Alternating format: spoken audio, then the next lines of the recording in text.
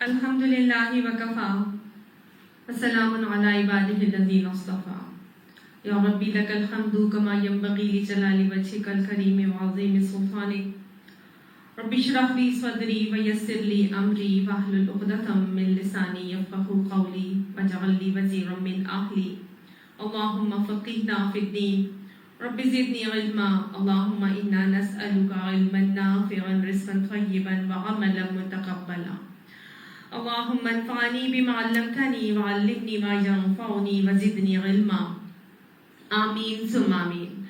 اما بعد فاعوذ باللہ من الشیطان الرجیم بسم اللہ الرحمن الرحیم. سورہ الرعد آیت نمبر 26 تک ہم نے کر لیا تھا. آیت نمبر 26 تک ہم نے کیا کیا تھا؟ سورہ رعد میں اللہ سبحانہ تعالیٰ نے اپنی نشانیاں دکھا کر توحید کی طرف راغب کیا اور عقیدہ آخرت بھی جو ہے وہ لوگوں کا راغب کیا. اور ہم نے دیکھا کہ اللہ سبحانہ تعالیٰ نے یہ بتایا کہ جو لوگ نہیں مانتے ان کے نہ ماننے کی وجہ کیا ہوتی ہے. ان حقیقتوں کو دیکھ کر، ان ساری باتوں کو جان کر نصیحت نہ حاصل کرنے والے وہ کیوں ہوتے ہیں، وہ اللہ نے بتایا کیونکہ ان کے دلوں میں دنیا کی محبت بہت زیادہ ہوتی ہے. اور جو مان جاتے ہیں ان کے حوالے سے ہم نے دیکھا تھا کہ ان کو اللہ تعالیٰ نے کہا تھا کہ دانشمند اور سیانے اولو الالباب وہ ہوتے ہیں.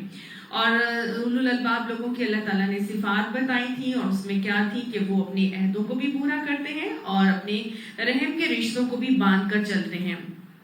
اور رحم کے رشتوں کو توڑنے والے اور باندھ کر چلنے والے اور ساتھ ساتھ وہ یہ سب کام کیوں کر رہے تھے؟ وہ اللہ سے اللہ کی خشیت رکھتے تھے، وہ ڈرتے تھے اللہ تعالیٰ کے سامنے کھڑے ہونے کے حوالے سے. ان کو معلوم تھا کہ ان سے اللہ نے حساب لینا ہے، اور ان تمام معاملات میں جب ان کو کوئی مشکلات آتی، مشکلات درپیش آتی، ظاہر ہے عہدوں کو نبھانا یا صلہ رحمی کو لے کر چلنا دنیا میں کوئی اتنا آسان کام نہیں ہے. صرف اور صرف انسان اللہ کی تقوی، اللہ کی خشیت کے ہوتے ہوئے یہ اعمال سر انجام دے سکتا ہے، اور بہت زیادہ صبر کی ضرورت ہوتی ہے. تو اللہ نے یہی کہا تھا کہ پھر وہ اللہ کی اپنے رب کی خوشنودی حاصل کرنے کے لیے صبر اور نماز سے مدد لیتے ہیں، نمازوں کو قائم کرتے ہیں اور اللہ کی راہ میں آخر جنت کے سودے اپنی جانوں کے ساتھ ساتھ اپنے مالوں کے ساتھ بھی کرتے ہیں. جو برا کرتا ہے ان کے ساتھ ان کی برائی کو بھلائی سے درگزر کر کے چلتے ہیں. اللہ نے بتایا تھا کہ ایسے لوگوں کے لیے کیا ہے؟ قیامت میں بہترین گھر ہے. نہ صرف ان کو وہ گھر ملے گا، آخرت کا بہترین انجام ہوگا، بلکہ ان گھروں میں ہمیشگی کے باغات میں اللہ سبحانہ تعالیٰ ان کو ان کے آباء و اجداد کے ساتھ، ان کے ازواج کے ساتھ اور ان کی نسلوں کے ساتھ بھی اللہ تعالیٰ ان کو وہیں پر داخل فرما دیں گے، اور ان کا بہت زبردست قسم کا ریسیپشن ہوگا اور ملائکہ ہر طرف سے ان کے پاس آئیں گے. تو اللہ نے یہ باتیں ہمیں بتائی تھی، پچھلی کلاس میں ہم نے دیکھا تھا. اللہ نے وجہ بتائی تھی کون لوگ ان باتوں کو نہیں مان کے چلتے. یہ وہ لوگ تھے جن کے دلوں میں دنیا کی محبت بہت زیادہ بڑھ گئی تھی، اور دنیا کی محبت ہی میں وہ اتنے ڈوب گئے تھے کہ جس کی وجہ سے وہ اپنے عہدوں کو بھی نہیں نبھا رہے تھے اور صلہ رحمی سے بھی قطع رحمی کے معاملات کر رہے تھے. اللہ نے بتا دیا تھا کہ آخرت کی زندگی بہت تھوڑی سی ہے، اور حضور صلی اللہ علیہ وسلم نے آخرت کی زندگی کے حوالے سے کیا بتایا کہ آپ صلی اللہ علیہ وسلم نے فرمایا کہ دنیا کی زندگی کی حقیقت آخرت کے مقابلے میں بالکل ایسی ہے کہ جیسے سمندر کے اندر ایک اگر انگلی ڈال کے نکالی جائے تو اس انگلی پہ جتنا پانی لگا رہ جائے گا، بس اس کی حیثیت جو سمندر کے مقابلے میں ہے، تو دنیا کی حیثیت بھی آخرت کے مقابلے میں بالکل ایسی ہے جیسے انگلی پر لگا ہوا پانی ہوتا ہے. تو اللہ نے کہا بتا دیا تھا ہر چیز ہم نے اب تک یہاں تک پڑھی تھی. اب آج اللہ سبحانہ تعالیٰ ہمیں کیا بتا رہے ہیں، کیا فرما رہے ہیں. بسم اللہ الرحمن الرحیم. اعوذ باللہ من الشیطان الرجیم. وَيَقُولُ الَّذِينَ كَفَرُوا، اور وہ لوگ جنہوں نے انکار کیا ہے وہ کہتے ہیں لَوْلَا أُنزِلَ عَلَيْهِ آیَةٌ مِّن رَّبِّهِ، کیوں نہیں نازل کی گئی اس کے اوپر کوئی نشانی اس کے رب کی طرف سے. کس کے اوپر کوئی نشانی نہیں نازل کی گئی؟ اللہ کے نبی محمد صلی اللہ علیہ وسلم کے اوپر کوئی نشانی کیوں نہیں اتری، کوئی معجزہ کیوں نہیں آیا، کوئی آیت کیوں نہیں ایسی آئی جیسے دوسرے انبیاء کے اوپر آئی تھی. تو نبی اکرم صلی اللہ علیہ وسلم کو ماننے سے بیسیکلی وہ انکار کیوں کر رہے تھے؟ وہ معجزے کی ڈیمانڈ کیا کرتے تھے. تو اتنی ساری نشانیاں اللہ تعالیٰ نے سورہ رات میں کیا دکھائی نہیں، کیا بتائی نہیں، کائنات میں ارد گرد نظر دوڑا کر دیکھو، ہر طرف اللہ تعالیٰ کی نشانیاں تو پھیلی ہیں۔ بات صرف یہ ہے کہ جنہوں نے ان نشانیوں کو دیکھ کر اللہ کو بصیرت کی آنکھ سے دیکھنا ہے، انہوں نے اللہ کو پہچان لینا ہے، لیکن جنہوں نے نہیں دیکھنا، نہیں ماننا، مرغی کی ایک ہی ٹانگ، بس اسی ضد و ڈٹائی پر اڑے ہوئے ہیں، نہیں مان کے چل رہے، تو بس اللہ سبحانہ تعالیٰ بھی فرماتا ہے کہ ان سے کہہ دیجئے نبی صلی اللہ علیہ وآلہ وسلم، یہ لوگ نشانیاں مانگتے ہیں، ان اللہ یضل من یشاء، بے شک اللہ تعالیٰ وہ گمراہ کرتا ہے جس کو چاہتا ہے، وَيَهْدِي إِلَيْهِ مَنْ أَنَابَ، اور وہ ہدایت اس کو دیتا ہے جو اس کی طرف انابت کرتا ہے، جو اس کی طرف پلٹتا ہے، جو اس کی طرف رجوع کر لیتا ہے، لوٹتا ہے۔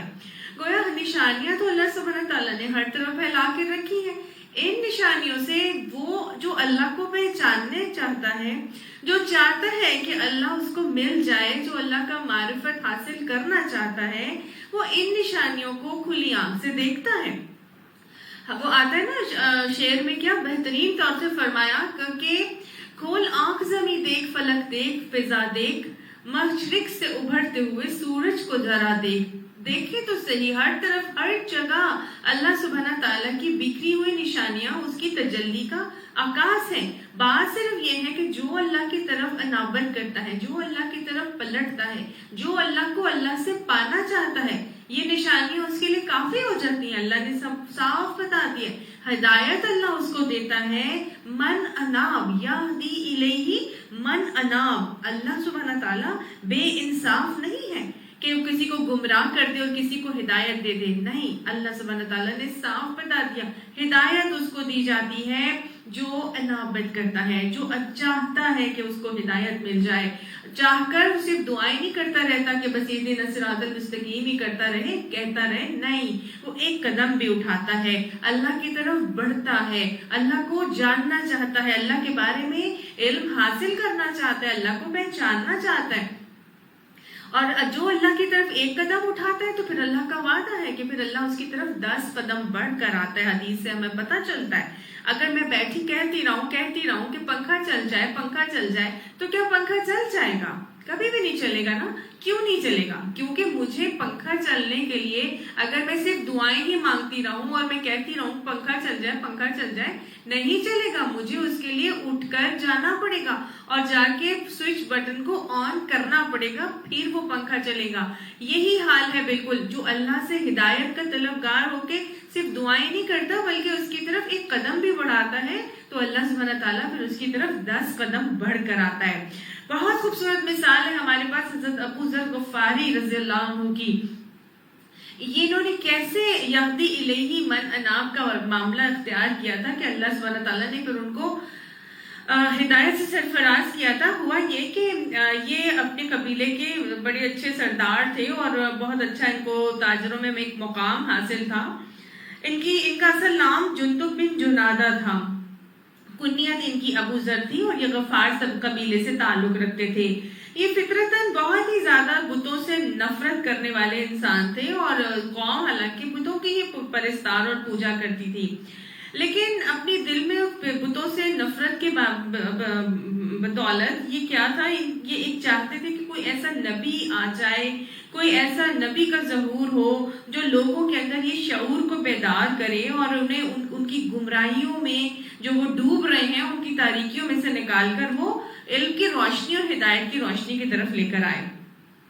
تو جیسے ان کو پتہ چلا رسول اللہ صلی اللہ علیہ وسلم کے حوالے سے کہ مکہ میں کوئی نبی جو ہے ان کا ظہور ہوا ہے، تو انہوں نے اپنے بھائی انیس کو کہا کہ آپ ایسا کریں، مکہ جائیں اور سنا ہے وہاں پر ایک شخص نے نبوت کا دعویٰ کیا ہے اور وہ یہ بھی کہتا ہے کہ آسمان سے اس پر وحی نازل ہوتی ہے، تو ذرا جا کر وہاں سے غور سے سارے حالات کا جائزہ لیں اور پھر مجھے آ کر بتائیں۔ جہاں وہ خود اس لیے نہیں رہے تھے کیونکہ ان کے اوپر بہت ساری ذمہ داریاں تھیں، لیکن پہلا قدم انہوں نے خود جانے سے پہلے اپنے بھائی کو بھیجنے کا اٹھایا۔ بھائی جب حضور صلی اللہ علیہ وسلم کے پاس مکہ میں گئے تو انہوں نے جا کر وہاں پہ آپ صلی اللہ علیہ وسلم سے ان کی تعلیمات سنی، حالات کا جائزہ لیا اور پھر واپس آئے اور آ کے بڑی محبت سے اپنے بھائی حضرت ابو ذر کو حضور صلی اللہ علیہ وسلم کے بارے میں ان کے سوالات کے جوابات دینے لگے۔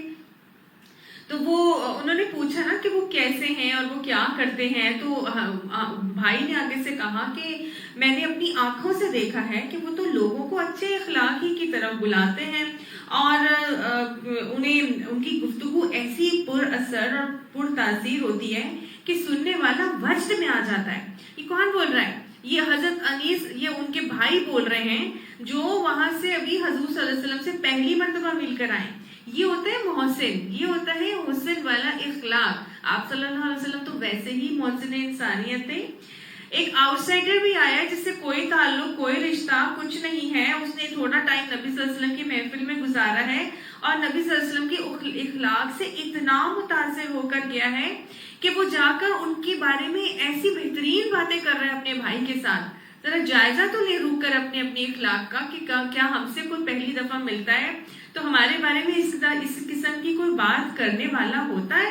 کبھی کسی کے منہ سے یہ بات نکلی کہ میں تو اس سے مل کر آئی، وہ تو اتنی بہترین طریقے سے بات کرتی ہے کہ اگلا وجد میں آ جائے، اگلا جو ہے وہ اس کی میری باتوں سے وہ ایسا ہو جائے کہ اس کو محسوس ہو کہ وہ تو اچھائی کے علاوہ اس کی زبان سے اور کچھ نکلتا ہی نہیں۔ اللہ ہمیں ایسے ہی بہترین اخلاق عطا فرمائے۔ پھر وہ آگے سے کہتے ہیں کہ آپ صلی اللہ علیہ وسلم کی گفتگو ایسی زبردست مربوط ہوتی ہے، لیکن وہ شعر گوئی نہیں کرتے کہ مطلب آپ یہ کہو کہ وہ شعر و شاعری کر رہے ہیں، نہیں، ان کی تو گفتگو اتنی زبردست۔ آپ صلی اللہ علیہ وسلم کو اصل میں اللہ سبحانہ تعالیٰ نے جوامع الکلم سے نوازا تھا، اور جوامع الکلم اس کو کہتے ہیں کہ انسان چھوٹی سی بات میں بہت گہرائی کی باتیں کرتے اور بہت بڑی جامع بات تھوڑے سے سینٹینسز میں بولتے۔ تو نبی صلی اللہ علیہ وآلہ وسلم کو جوامع الکلم سے نوازا گیا تھا۔ اللہ تعالیٰ سے مانگا کریں کہ اللہ ہمیں بھی جوامع الکلم سکھا دے اور وقت پر صحیح بات جو کہنی ہے اللہ ہمیں وہ بھی سکھا دے۔ کئی دفعہ ایسے ہوتا ہے کہ وقت گزر جاتا ہے اور انسان کو بعد میں احساس ہوتا ہے کہ ہاں مجھے چاہیے تھا کہ میں تو یہ کہہ دیتی یا وہ کہہ دیتی، اور مجھے یہ بات اس طرح نہیں، اس طرح کہنی چاہیے تھی۔ تو اللہ سے مانگنا چاہیے کہ اللہ ہمیں بھی جوامع الکلم سکھا دے اور وقت پر ہی صحیح بات کہنا ہمیں نصیب فرمائے۔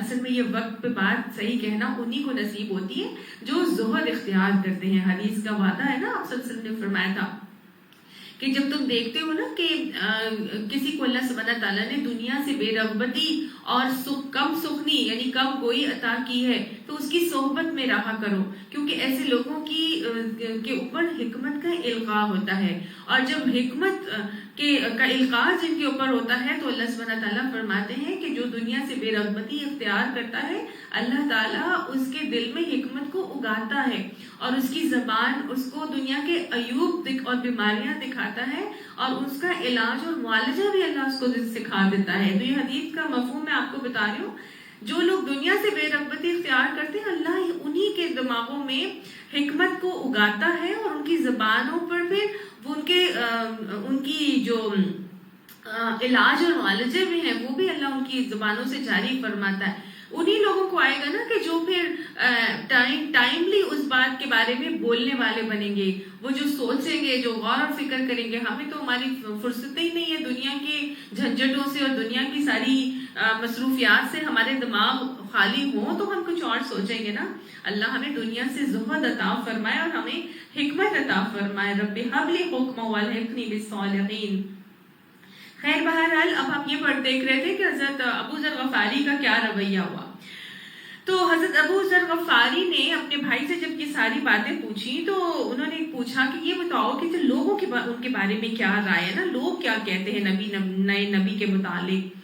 تو بھائی نے ان کے بتایا کہ عام لوگ تو انہیں جادوگر یا نجومی اور شاعر سمجھتے ہیں۔ تو یہ بات سن کر حضرت ابو ذر غفاری کو تسلی نہیں ہوئی کہ ایک طرف تو وہ کہہ رہے ہیں کہ وہ شعر گوئی نہیں کرتے اور ایسی بات کرتے ہیں کہ بہت مربوط بھی ہوتی ہے اور انسان سنتا ہی رہ جائے، اور بڑے اچھے اخلاق بھی کی دعوت بھی، تو شاعر اور نجومی تو ایسے کام نہیں کرتے۔ تو حیران ہو گئے نا، مطلب ان کو کنفیوز ہو گئے بیسیکلی، کہ ان کو سمجھ نہ آیا۔ تو وہ کہتے ہیں کہ نہیں، میں ایسا کرتی ہوں، آپ کے بیان کرتا ہوں کہ آپ کے بیان سے مجھے تو تسلی نہیں ہوئی ہے، میں جاتا ہوں، آپ میرے گھر والوں کا خیال رکھیں، میں خود صورتحال کا جائزہ لینے وہاں پر جاتا ہوں۔ یہ کیا انہوں نے پہلا قدم، جو اپنے بھائی کے بعد خود دوسرا اپنا قدم اٹھایا۔ تو جو اللہ کی طرف ایک قدم اٹھائے گا تو کیا اللہ 10 قدم نہیں اٹھا کر آئے گا اس کی طرف؟ ایسا ہی ہوا بالکل۔ حق کی تلاش میں تڑپ سے جب وہ نکل جاتے ہیں اور بلا تحقیق وہ کسی کی بات کو مانتے نہیں ہے. وہ کہتے ہیں میں تحقیق کر کے آتا ہوں. یہ بھی ہمیں مومن کا رویہ پتہ چل رہا ہے کہ ہمیں لوگوں کی سنی سنائی باتوں پر ہمیں ٹرسٹ کر کے یا بلیو کر کے اپنا عمل نہیں کرنا چاہیے. خود تحقیق کرنی چاہیے اس بات کی اور پھر ہی کوئی اسٹیپ لینا چاہیے. بہرحال یہ مکہ پہنچ گئے تھوڑا سا سامان لے کر کچھ پینے کھانے کا. لیکن اب ہوا یہ کہ ان کو یہ بات پہلے سے معلوم تھی کہ جس کو پتہ چل جاتا ہے کہ رسول اللہ صلی اللہ علیہ وسلم کے بارے میں کوئی کھوج لگا رہا ہے تو وہ اس کے پیچھے پڑ جاتے ہیں. انہوں نے خانہ کعبہ کے غلاف کے پیچھے چھپنے کے میں ہی عافیت سمجھی اور یہ غلاف کے پردے کے پیچھے چھپ گئے. اور وہیں پر کہتے ہیں میں 3 دن جو ہے وہیں پہ کھڑا چھپا رہا اور میں کھاتا پیتا رہا تھا اور صرف اپنا کھجور کھاتا اور زمزم پیا کرتا تھا. اب ہوا رات ہوئی تو رات کے وقت انہوں نے مسجد میں لیٹ گئے بیت اللہ میں. تو حضرت علی وہاں سے گزرے. دیکھیں اللہ کیسے قدم اٹھاتا ہے. بھیجا میں کس کو؟ تو حضرت علی کو بھیجا. حضرت علی نے پوچھا خیریت ہے کیا آپ یہاں پر لیٹے ہیں؟ کوئی مسافر ہیں؟ آپ کو جگہ چاہیے سونے کی؟ تو انہوں نے کہا کہ آپ میرے ساتھ آئیں اور میرے گھر چلیں. حضرت علی اپنے گھر لے گئے. جب گھر لے گئے ہیں رات وہاں پہ رکے ہیں. اگلے دن صبح اٹھے ہیں پھر واپس آ گئے. آپ کے غلاف کے پردے کے پیچھے چھپ گئے. سارا دن گزرا. رات گزری. رات آئی پھر مسجد میں لیٹ گئے. پھر حضرت علی گزرے وہاں سے.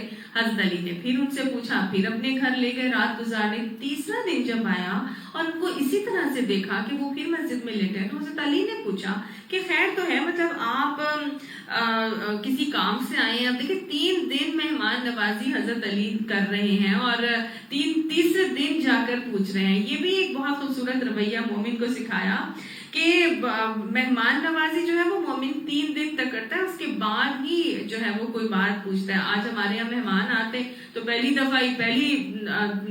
نظر میں دیکھتے ہی ان کے سامان کے اوپر نظر پڑتی ہے اور بچے آ کے فوراً اپنی ماما سے کہتے ہیں کہ ماما اتنا بڑا بیگ لے کے آئی ہے لگتا ہے 1 مہینہ رکے گی. تو یہ کون ہے؟ یہ کون کرتا ہے؟ جن کی مائیں جن کے گھروں میں اس قسم کی باتیں ہوتی ہیں. یہ اچھے لوگوں کا طریقہ نہیں. مہمان نوازی تو بہت بہترین انبیاء کا طریقہ ہے اور ہم نے دیکھا سنت انبیاء ہے اور تاکید رسول صلی اللہ علیہ وسلم بھی ہے اور بہترین طریقہ اور رویہ ہے. اللہ کی بھی سنت ہے. اللہ بھی اپنے مہمانوں کی مہمان نوازی کرتا ہے حج اور عمرے کے موقع پر. خیر وہ جب پوچھتے ہیں حضرت علی ان سے کہ آپ خیریت کسی کام سے آئے تھے تو آپ مجھے بتائیں گے آپ تو میں آپ کا شاید کچھ مدد کر سکوں. تو آگے سے وہ کہتے ہیں کہ جب 3 دن وہ بھی دیکھ چکے ہیں کہ ہاں یہ تو بے ضرر سا انسان لگتا ہے تو میں اسی کو بتاتا ہوں اور اسی سے پوچھتا ہوں. تو اب آپ کہتے ہیں کہ آپ میرے ساتھ وعدہ کریں کہ آپ میری بالکل صحیح رہنمائی بھی کریں گے اور آپ مجھے اس کی خبر بھی کسی کو نہیں دیں گے. تو حضرت علی نے ان سے وعدہ کر لیا. پھر وہ کہتے ہیں کہ میں اس لیے آیا ہوں اتنی دور دراز سے کہ میں اس عظیم ہستی کی زیارت کرنا چاہتا ہوں جنہوں نے نبوت کا دعویٰ کیا ہے اور میں چاہتا ہوں کہ ان کی باتوں کو اپنی کانوں سے سنو. حضرت علی نے جب ان کی بات سنی تو خوشی سے ان کا چہرہ دمک اٹھا اور کہنے لگے کہ پر اللہ کی قسم حضور صلی اللہ علیہ وسلم اللہ کے سچے رسول ہیں. اور پھر تھوڑی بہت معلومات فراہم کی اور کہا بڑے رازدارانہ انداز میں ان کو کہنے لگے کہ آپ نا کل میرے ساتھ صبح میرے پیچھے پیچھے چلتے آئیے گا اور اگر میں کہیں خطرہ محسوس کروں تو میں رک جاؤں گا. آپ آہستہ آہستہ چلتے چلتے جو ہے نا گھر میں داخل میں کسی گھر میں داخل ہو جاؤں تو آپ بھی میرے پیچھے پھر گھر میں داخل ہو جائیے گا. اسی طرح انہوں نے معاملہ کیا. رسول اللہ صلی اللہ علیہ وسلم جہاں پر مقیم تھے دار ارقم میں وہ وہاں پر جاتے ہیں اور جا کے پیچھے ان کے فوراً وہاں پہ اندر داخل ہوتے ہیں تو سامنے رسول اللہ صلی اللہ علیہ وسلم کو دیکھتے ہی وہ کہتے ہیں السلام علیکم یا رسول اللہ. تو آپ صلی اللہ علیہ وسلم نے ارشاد کیا جواب دیا کہ وعلیکم السلام ورحمۃ اللہ ورحمتہ وبرکاتہ. اور یہ وہ رویہ اور طریقہ تھا جو حضرت ابو ذر غفاری نے سب سے پہلے نبی صلی اللہ علیہ وسلم کو دیکھتے ہی جو سلام کا طریقہ اختیار کیا. تو یہ شرف ان کو حاصل ہوا کہ پوری امت میں یہی الفاظ سلام کے الفاظ بنا دیے گئے اور یہی طریقہ رائج کر دیا گیا. یہ ہے طریقہ. دیکھیں یہ رویہ ان لوگوں نے اپنایا تھا اور پھر انہوں نے اللہ کے نبی کے ہاتھ پہ اسلام قبول کرتے ہیں. 5ویں یہ صحابی ہیں جنہوں نے اسلام قبول کیا تھا. یہ کیوں اللہ نے ان کو اسلام کی دولت عطا فرمائی تھی؟ کیوں؟ کیونکہ انہوں نے صرف کانوں سے نہیں سنا تھا، انہوں نے بلکہ کیا کیا تھا، اپنے اندر کی ضد، ڈھٹائی، تکبر کو نکال کے اور نبی کی خبر کو لوگوں سے سننے کے بعد اپنا قدم اٹھایا تھا، انہوں نے ری ایکٹ کیا تھا، انہوں نے اس چیز کے اوپر رسپونڈ کیا تھا، اٹھا کر گئے تھے قدم، اور پھر جا کر نبی اکرم صلی اللہ علیہ وسلم کے ہاتھوں پر اپنی آنکھوں سے دیکھ کر اسلام قبول کیا تھا۔ یہ ان کا رویہ تھا کہ وہ خود اپنے قدم اٹھا کر جب گئے تھے تو اللہ کی طرف سے کتنی آسانی ہوئی تھی۔ یاد رکھیے حضرت صہیب بن سنان رومی کا بھی میں نے آپ کو یہی معاملہ سنایا تھا کہ کیسے وہ رومن امپائر کے غلام بنا لیے گئے تھے، اور اس کے بعد پھر وہ انہوں نے سنا اڑتی خبر، ان کو مطلب انہوں نے سنا کسی کو بات چیت کرتے ہوئے کہ ایک نبی کا ظہور مکہ کی وادی کے اندر ہونے والا ہے، تو وہ بھی فطرتاً بہت سلیم مزاج سے، اور وہ بھی یہی کہتے تھے کہ یہ غلامی وغیرہ ختم ہونی چاہیے، اور جو اتنا ظلم اور بربریت کا رویہ اختیار کیا جاتا ہے یہ نہیں ہونا چاہیے۔ تو وہ جب ان کو یہ معلوم ہوا تو وہ بیڑیاں توڑ کر غلامی کی بھاگے تھے اور مکہ آئے اور وہاں پر آ کے قیام کر لیا تھا، اور وہاں پہ پھر تجارت وغیرہ کر رہے تھے، اور پھر جب ایک قدم انہوں نے اٹھایا، ایک نہیں کئی قدم اٹھا کے بھاگ دوڑ کے وہ وہاں پر پہنچے ہیں، لوٹے پھوٹے آتے ہیں بالکل غلامی کے شکنجے سے آزاد ہو کر، اور جب یہاں آ کے پھر اتنا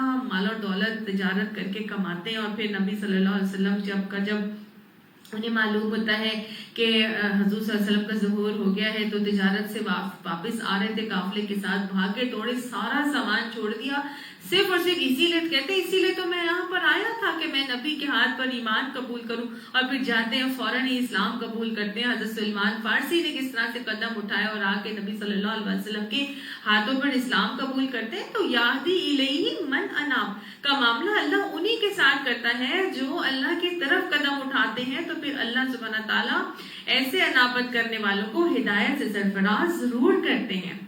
اب اللہ تعالیٰ فرماتے ہیں کہ جو اللہ کی طرف آ جاتا ہے اللہ اس کو ہدایت دے دیتا ہے، تو الذین آمنوا، وہ جو ایمان لے آتے ہیں، وتطمئن قلوبہم، پہ ان کے دل اطمینان پاتے ہیں، کس سے؟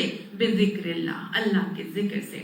تو گویا جو لوگ اللہ کے نبی کی دعوت کو قبول کرتے ہیں اور اللہ کی طرف انابت کرتے ہیں، پلٹتے ہیں، تو اللہ انہیں ہدایت دیتا ہے، اور پھر ان کو اللہ ہی کے دل سے اطمینان نصیب ہوتا ہے، اللہ ہی کے ذکر سے ان کو اطمینان نصیب ہوتا ہے۔ وہ دل میں جب اللہ کو بٹھا لیتے ہیں، اللہ کی یاد ان کے دلوں میں راسخ ہو جاتی ہے اللہ کے ذکر سے، پھر کیا ہوتا ہے؟ تطمئن قلوبہم، ان کے دل اطمینان پاتے ہیں، ان کے دلوں کو اطمینان نصیب ہوتا ہے۔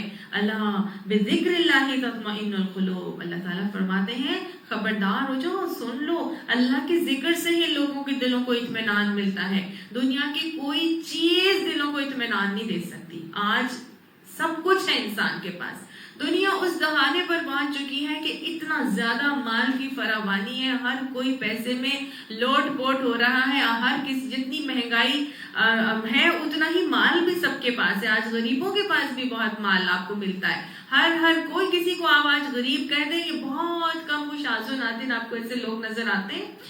اللہ نے کہا کہ تمہیں اطمینان چاہیے تو یہ دنیا میں مال میں اطمینان نہیں ملے گا، کس میں ملے گا؟ اللہ کے ذکر میں اطمینان ملے گا۔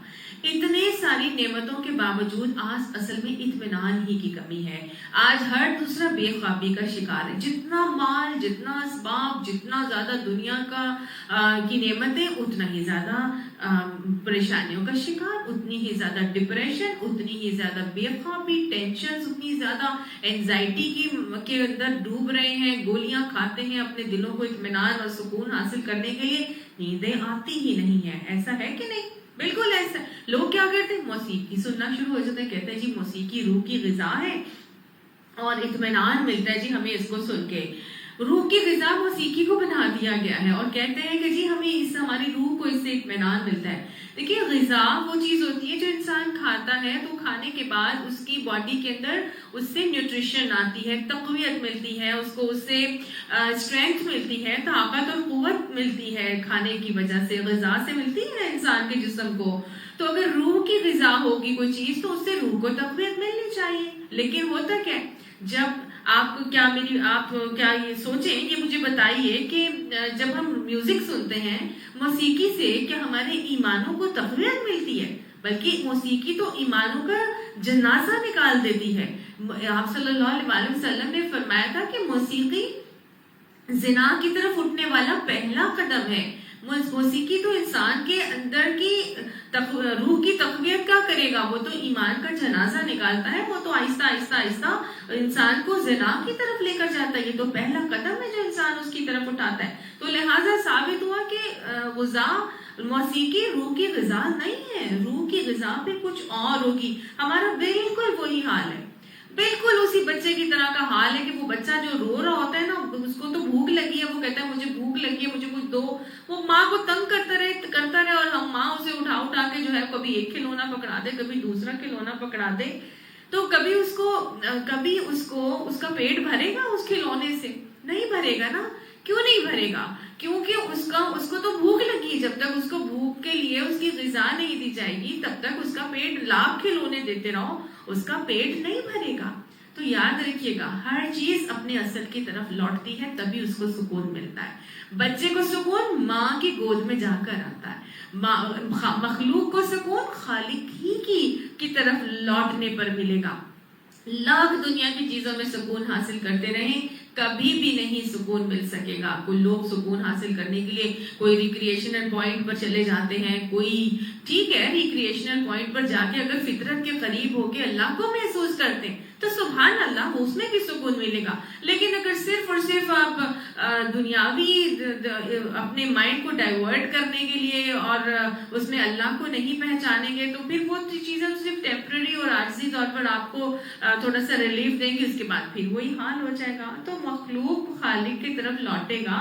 روح کو جب تک اس کی غذا نہیں دی جائے گی تب تک اس کو سکون نہیں مل سکتا. اسی لیے اللہ تعالیٰ نے اس ذکر کو، اپنے ذکر کو وَلَا ذِكْرُ اللَّهِ اکبر کہہ دیا. اللہ تعالیٰ نے فرمایا اللہ کا ذکر تو سب سے بڑی چیز ہے.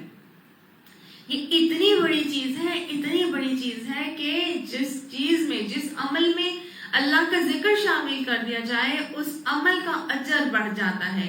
آپ صلی اللہ علیہ وسلم سے پوچھا گیا تھا کہ ہم سبھی روزہ رکھتے ہیں تو کس روزے دار کا اجر سب سے زیادہ ہے؟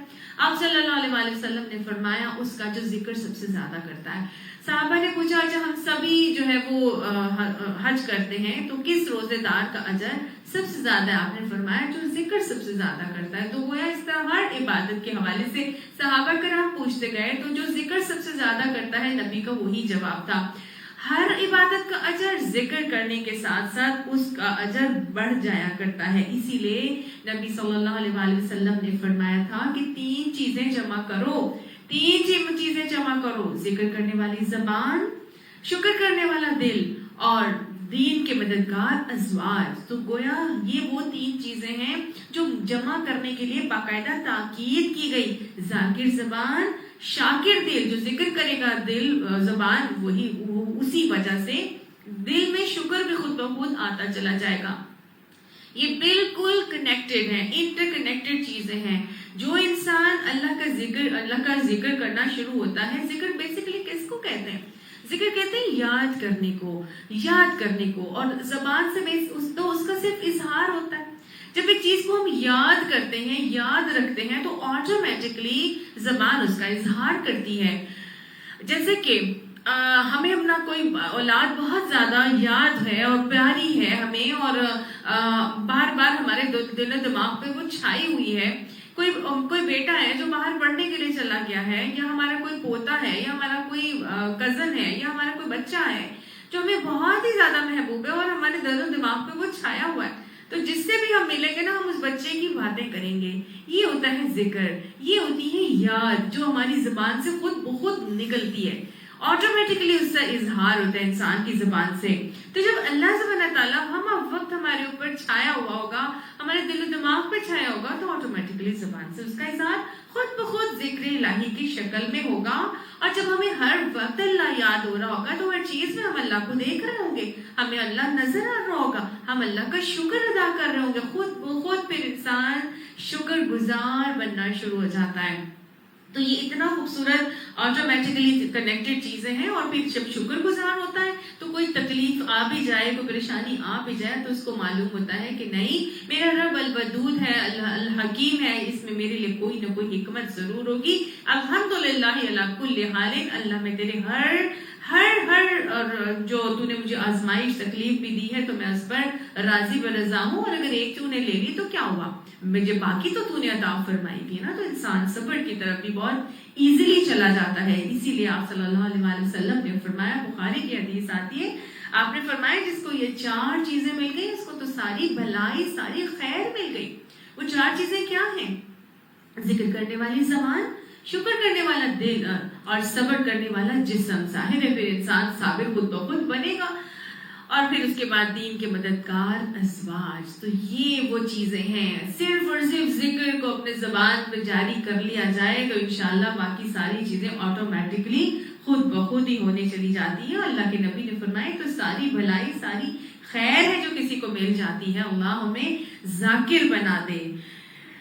ساری بھلائی، ساری خیر کیسے ملتی ہے؟ دیکھیے، ساری بھلائی اور ساری خیر ایسے بھی ملتی ہے کہ جب انسان اللہ کا ذکر کرتا ہے تو اللہ کا ذکر کرتے کرتے بہت سارے طریقے ہیں، جو ایک تو اپنی زبان سے کرتا ہے، اور دوسرا یہ کہ پھر اپنی اس کا اظہار اس کے بہت ساری چیزوں سے، اس کے عمل سے بھی ہوتا ہے۔ زبان سے جب وہ ذکر کر رہا ہوتا ہے تو اس کو اللہ کا قرب ملتا ہے۔ کیسے؟ آپ صلی اللہ علیہ وسلم نے فرمایا، حدیث قدسی میں آتا ہے کہ جب میرے بندے کے لب میرے ذکر میں ہلتے ہیں اس وقت میں اپنے بندے کے سب سے زیادہ قریب ہوتا ہوں۔ تو اللہ کا قرب مل جاتا ہے ایسے شخص کو۔ اس کے علاوہ جب وہ نماز کی صورت میں ذکر الہی کرتا ہے تو قرآن میں آتا ہے نا، وَاسْجُدْ وَاقْتَرِب، کہ سجدہ کر اور میرا قرب حاصل کر۔ تو اللہ تعالیٰ نے کہ نبی نے فرمایا کہ اللہ اپنے بندے کے سب سے قریب سجدے کی حالت میں ہوتا ہے۔ تو نماز اور زبانوں سے پہ ذکر الہی جب ہونٹ ہل رہے ہوں گے اور وہ سجدے کی حالت میں بھی ہوگا تو پھر سوچیے اللہ سبحانہ تعالیٰ اس بندے کے کتنا قریب ہو جائے گا۔ ذکر کرنے کے ساتھ ساتھ اللہ سبحانہ تعالیٰ کی معیت، اللہ کا ساتھ بھی ملتا ہے، قرب تو ملتا ہے۔ اللہ تعالیٰ نے فرمایا انا جلیس من ذکرنی، میں اس کے ساتھ ہی ہو جاتا ہوں جو میرا ذکر کرتا ہے۔ تو ذکر کرنے والا کو تو اللہ کا ساتھ مل جاتا ہے، اللہ اس کے ساتھ ہو جاتا ہے۔ اللہ سبحانہ تعالیٰ فرماتا ہے کہ فاذکرونی اذکرکم، تم میرا ذکر کرو گے تو میں تمہارا ذکر کروں گا۔ یہ اللہ کا وعدہ ہے اپنے ذکر کرنے والے بندے کے لیے۔ اللہ تعالیٰ کیسے ذکر کرتا ہے؟ فاذکرونی اذکرکم کے حوالے سے، اذکرکم کے حوالے سے حدیث میں آتا ہے، آپ صلی اللہ علیہ وسلم نے فرمایا کہ میں اپنے بندے کے گمان سے بڑھ کر اس کے ساتھ معاملہ کرتا ہوں۔ جب میرا بندہ مجھے دل میں یاد کرتا ہے تو میں بھی اس کو اپنے دل میں یاد کرتا ہوں، اور جب میرا بندہ مجھے کسی محفل میں یاد کرتا ہے تو میں اس کو اس سے بہتر محفل میں، یعنی فرشتوں کی محفل میں یاد کرتا ہوں۔ تو اللہ سبحانہ تعالیٰ تو اپنے بندے کو فرشتوں کی محفل میں یاد رکھتا ہے جو اللہ کا ذکر کر رہے ہوتے ہیں۔ ساتھ ساتھ اللہ سبحانہ تعالیٰ کا جو شخص ذکر کر رہا ہوتا ہے اس کو اللہ کی معرفت، اللہ کی پہچان ملتی چلی جاتی ہے۔ جتنا زیادہ اللہ کا ذکر اتنی زیادہ اللہ کی معرفت کا حصول ہوتا ہے، اللہ کی ولایت ملتی ہے، کیونکہ اللہ تعالیٰ نے فرمایا نا اللہ ولی الذین آمنوا، اللہ ایسے ایمان لانے والوں کا ولی بن جاتا ہے، دوست بن جاتا ہے، پھر وہ ان کو اندھیروں میں نہیں رہنے دیتا۔ یخرجہم من الظلمات الی النور، اللہ ان کو ولی بن کے، ان کا دوست بن کے، ایسے لوگوں کو جو اللہ پر ایمان لا کے اللہ کو یاد رکھتے ہیں، ہر عمل اللہ کی مرضی کے مطابق کرنے لگتے ہیں، تو پھر اللہ سبحانہ تعالیٰ ان کو اندھیروں سے نکال کر روشنی میں ضرور لے کر آ جاتے ہیں۔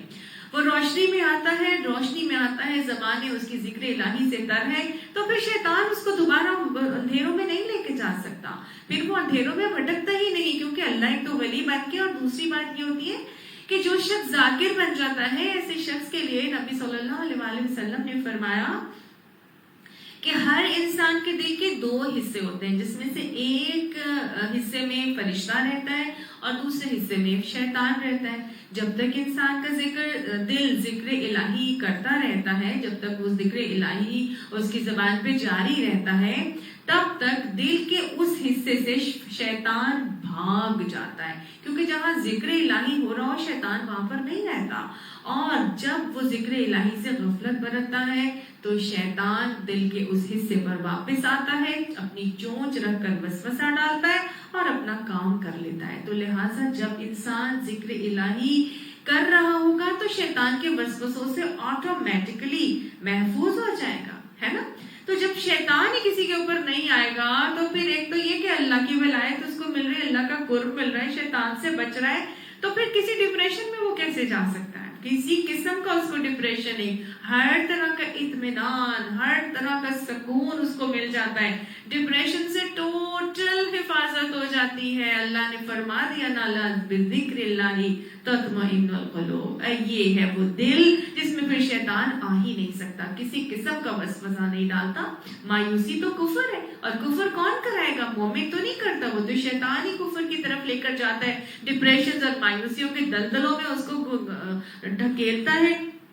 اللہ تو ایمان لانے والوں کا ولی بن کے ان کو اندھیروں سے، مایوسیوں کے، ڈپریشن کے گڑھوں سے، اندھیروں سے نکال کے روشنی اور نور کی طرف لے کر آ جاتا ہے. اسی لیے اللہ نے ان بہت زیادہ کثرت سے ذکر کرنے والوں کے لیے بہت زیادہ اجر عطا فرمایا ہے.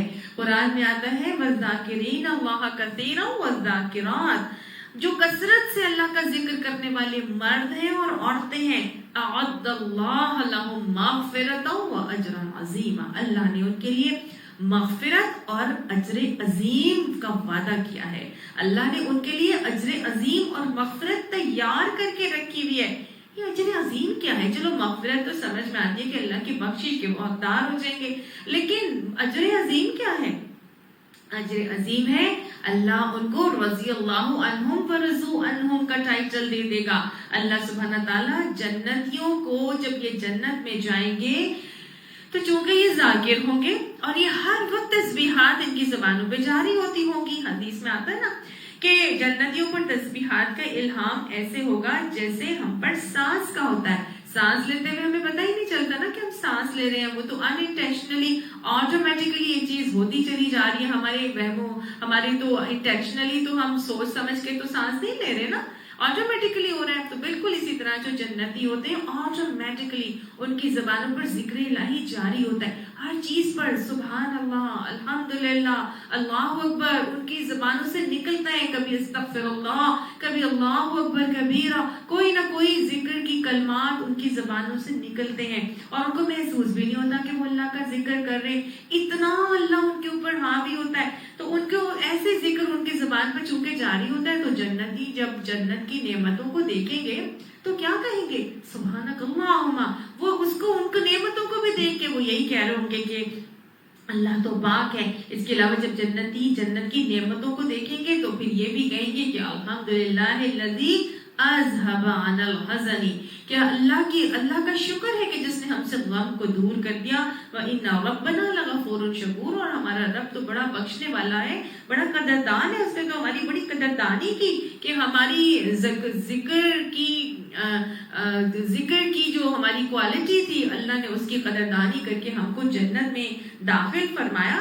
اسی لیے تو کہا گیا کہ اذکروا اللہ کثیرا لعلکم تفلحون، کثرت سے اللہ کا ذکر کیا کرو تاکہ تمہیں فلاح مل جائے. اللہ ہمیں کثرت سے ذکر کرنے والے لوگوں میں شامل فرمائے. ربی اعنی علی ذکرک و شکرک و حسن عبادتک، اللہم اجعلنی صبورا واجعلنی شکورا. اب یہ کثرت سے ذکر کب کرنا ہے؟ کب کرنا ہے؟ ٹھیک ہے میں کوئی چیز نعمت دیکھوں تو پھر کیا صرف تبھی کروں گی؟ نہیں. مومنوں کی صفت جو قرآن پاک میں بتائی گئی ہے وہ یہ بتائی گئی ہے کہ الذین یذکرون اللہ قیاما وقعودا وعلی جنوبہم، وہ لوگ اللہ کو یاد کب رکھتے ہیں؟ کھڑے بیٹھے لیٹے ہر حال میں ذکر کر رہے ہوتے ہیں. یہ نہیں کہ بس چلے کریں گے یا مراقبے کریں گے تو بس تبھی انہوں نے اللہ کا ذکر کرنا ہے. نہیں، ہر وقت ان کی زبانوں پر ذکر الہی جاری ہوتا ہے. اتنا ذکر کھڑے بیٹھے لیٹے دنیا کا کوئی کام کر رہے ہیں وہ ذکر کر رہے ہوتے ہیں. اور کتنا کر رہے ہوتے ہیں؟ بس ٹھیک ہے اب کام کر رہے ہیں تو بس اب آج کر لیا، بس ٹھیک ہے اب رمضان میں کر لیا، بس ٹھیک ہے اب، یا پھر کبھی کبھی دل کرے گا تو کر لیں گے باقی چھوڑ دیں گے. نہیں، آپ صلی اللہ علیہ وسلم نے فرمایا تھا ذکر ایسے کرو کہ لوگ دیوانہ کہیں کہ اس کو تو یہ تو پاگل ہی ہو گئی، کپٹی ہو گئی، اس کو تو صرف اور صرف یہی ہوتا ہے کہ میں نماز پڑھ لوں، میں قرآن پڑھ لوں، میں تسبیح کر لوں، میں جو ہے وہ دعائیں اس کی زبان سے جاری رہے، بس اس کو ہر وقت یہی رہتا ہے. لوگ دیوانہ کہیں، اتنا ذکر کرنا چاہیے انسان کا. یہ ہے کثیرہ کا معاملہ کہ دیوانہ لوگ کہنے لگ جائیں. آپ صلی اللہ علیہ وآلہ وسلم سے پوچھا گیا تھا کہ یا رسول اللہ صلی اللہ علیہ وسلم افضل عمل کیا ہے؟ تو آپ نے فرمایا تھا کہ تم دنیا کو خیر بات کہو اس حال میں کہ تمہاری زبان پر ذکر الہی جاری ہو. ذکر الہی دنیا سے جاتے وقت کیسے جاری ہوگا؟ کبھی زندگی سے زبان سے کچھ زندگی میں زبان سے ذکر کا کوئی کلمہ نکلا ہی نہیں، تو کیسے ہو سکتا ہے کہ موت کے وقت ہمیں کلمہ نصیب ہو جائے؟ کیسے ہو سکتا ہے کہ موت کے وقت ذکر الہی ہماری زبانوں پر جاری ہو؟ جس شخص نے جو دنیا میں کبھی لا الہ الا اللہ کا کلمہ تسبیح کی صورت میں پڑھا ہی نہیں، جس نے کبھی استغفر اللہ کی تسبیح کری ہی نہیں، وہ کیسے یہ ایکسپیکٹ کر سکتا ہے کہ موت کے وقت اس کو کلمہ طیبہ نصیب ہو جائے گا، اس کی زبان پہ جاری ہو جائے گا؟ یہ تو ایک آٹومیٹک چیز ہے نا. وہ تو وہ وقت ہوتا ہے جب شیطان آ کے خوب ایمان کو خراب کرنے کی کوشش کرتا ہے، کلمہ کفر زبان سے نکلوانے کی کوشش کرتا ہے. اس وقت ثابت قدمی صرف انہی کو نصیب ہوتی ہے جن کے عمل میں استقامت ہوتی ہے، جنہوں نے عملاً اس چیز کو کر کے دکھایا ہوتا ہے. کما تحیون تموتن، تم جس حال میں زندگی گزارو گے تمہیں موت اسی حال میں آئے گی.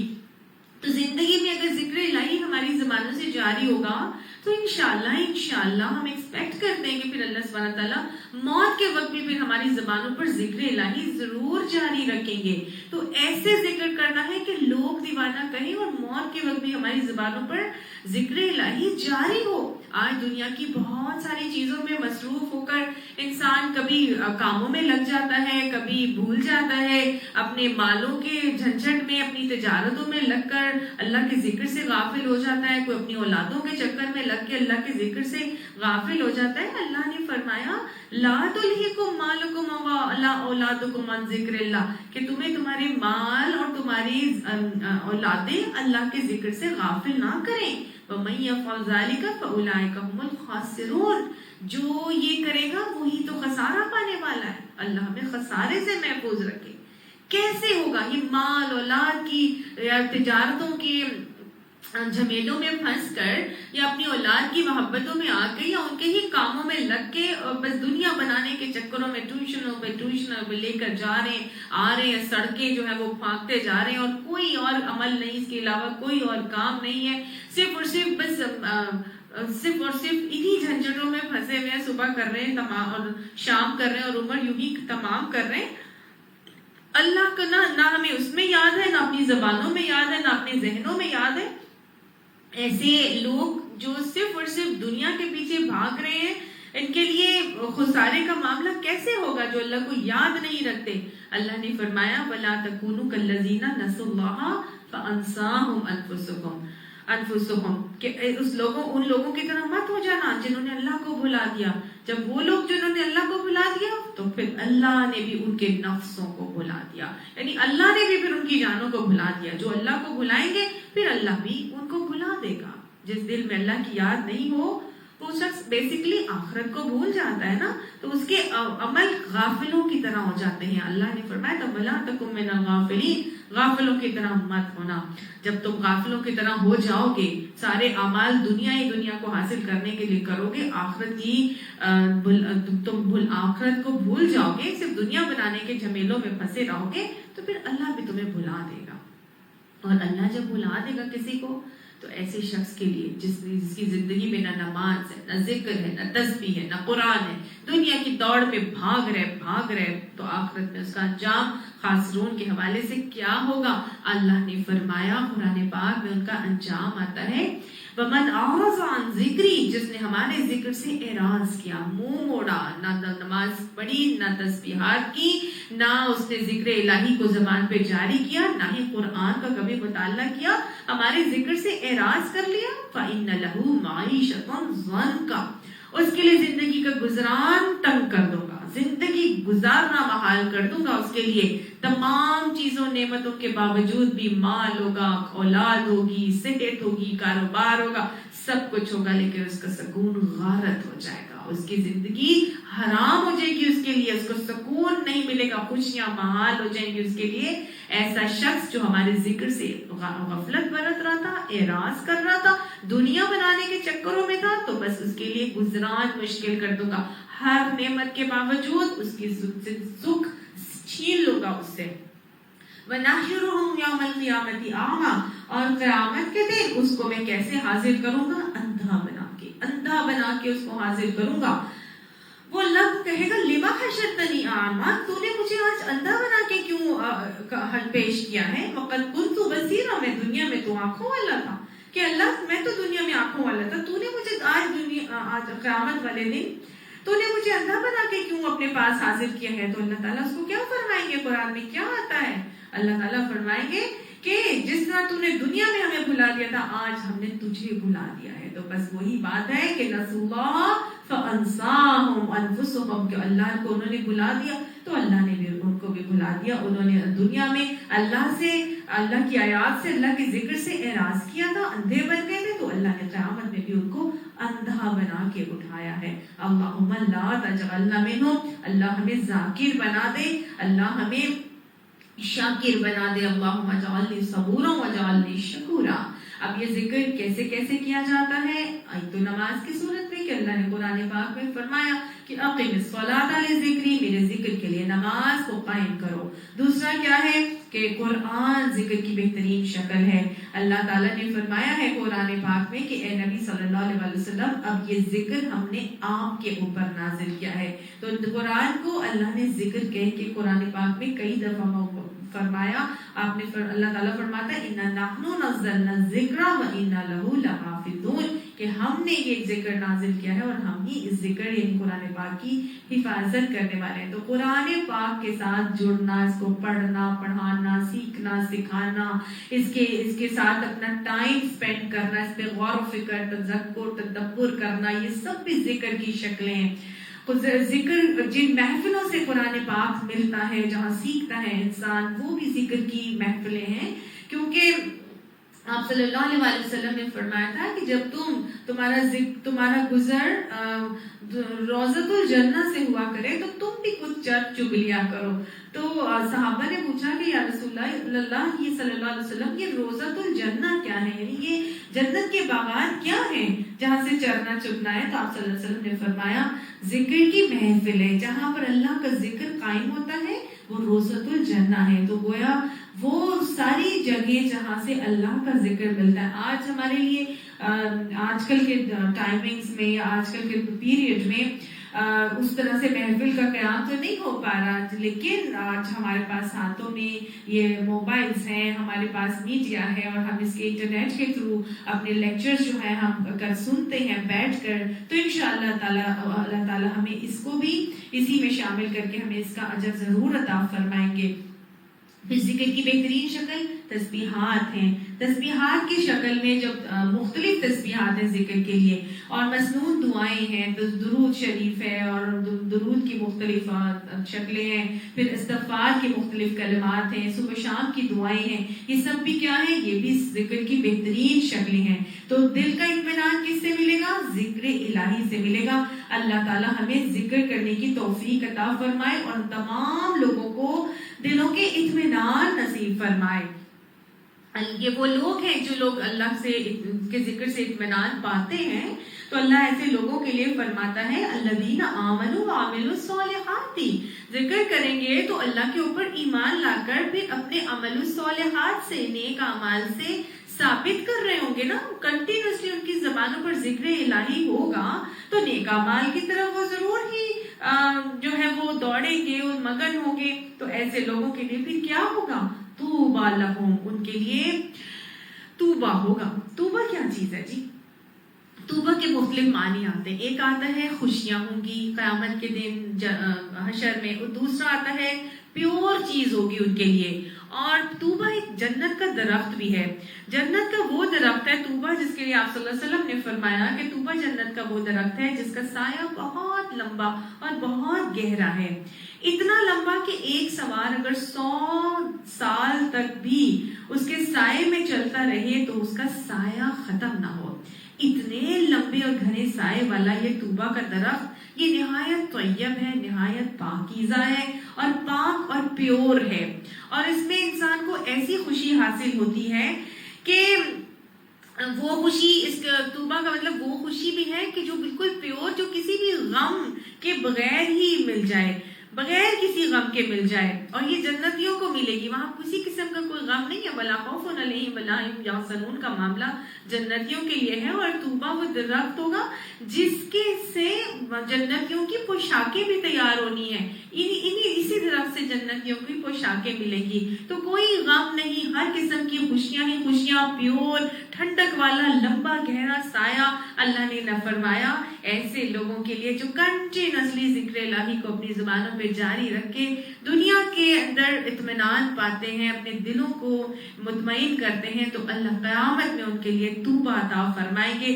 وحسن مآب، اور یہ تو بہت ہی بہترین ٹھکانہ ہے۔ اللہ ہمیں اس کا حقدار بنا دے، اللہ جنت کی نعمتوں کو حریص بنا کے اللہ ان کے لیے کوششیں کرنے والا بھی بنا دے۔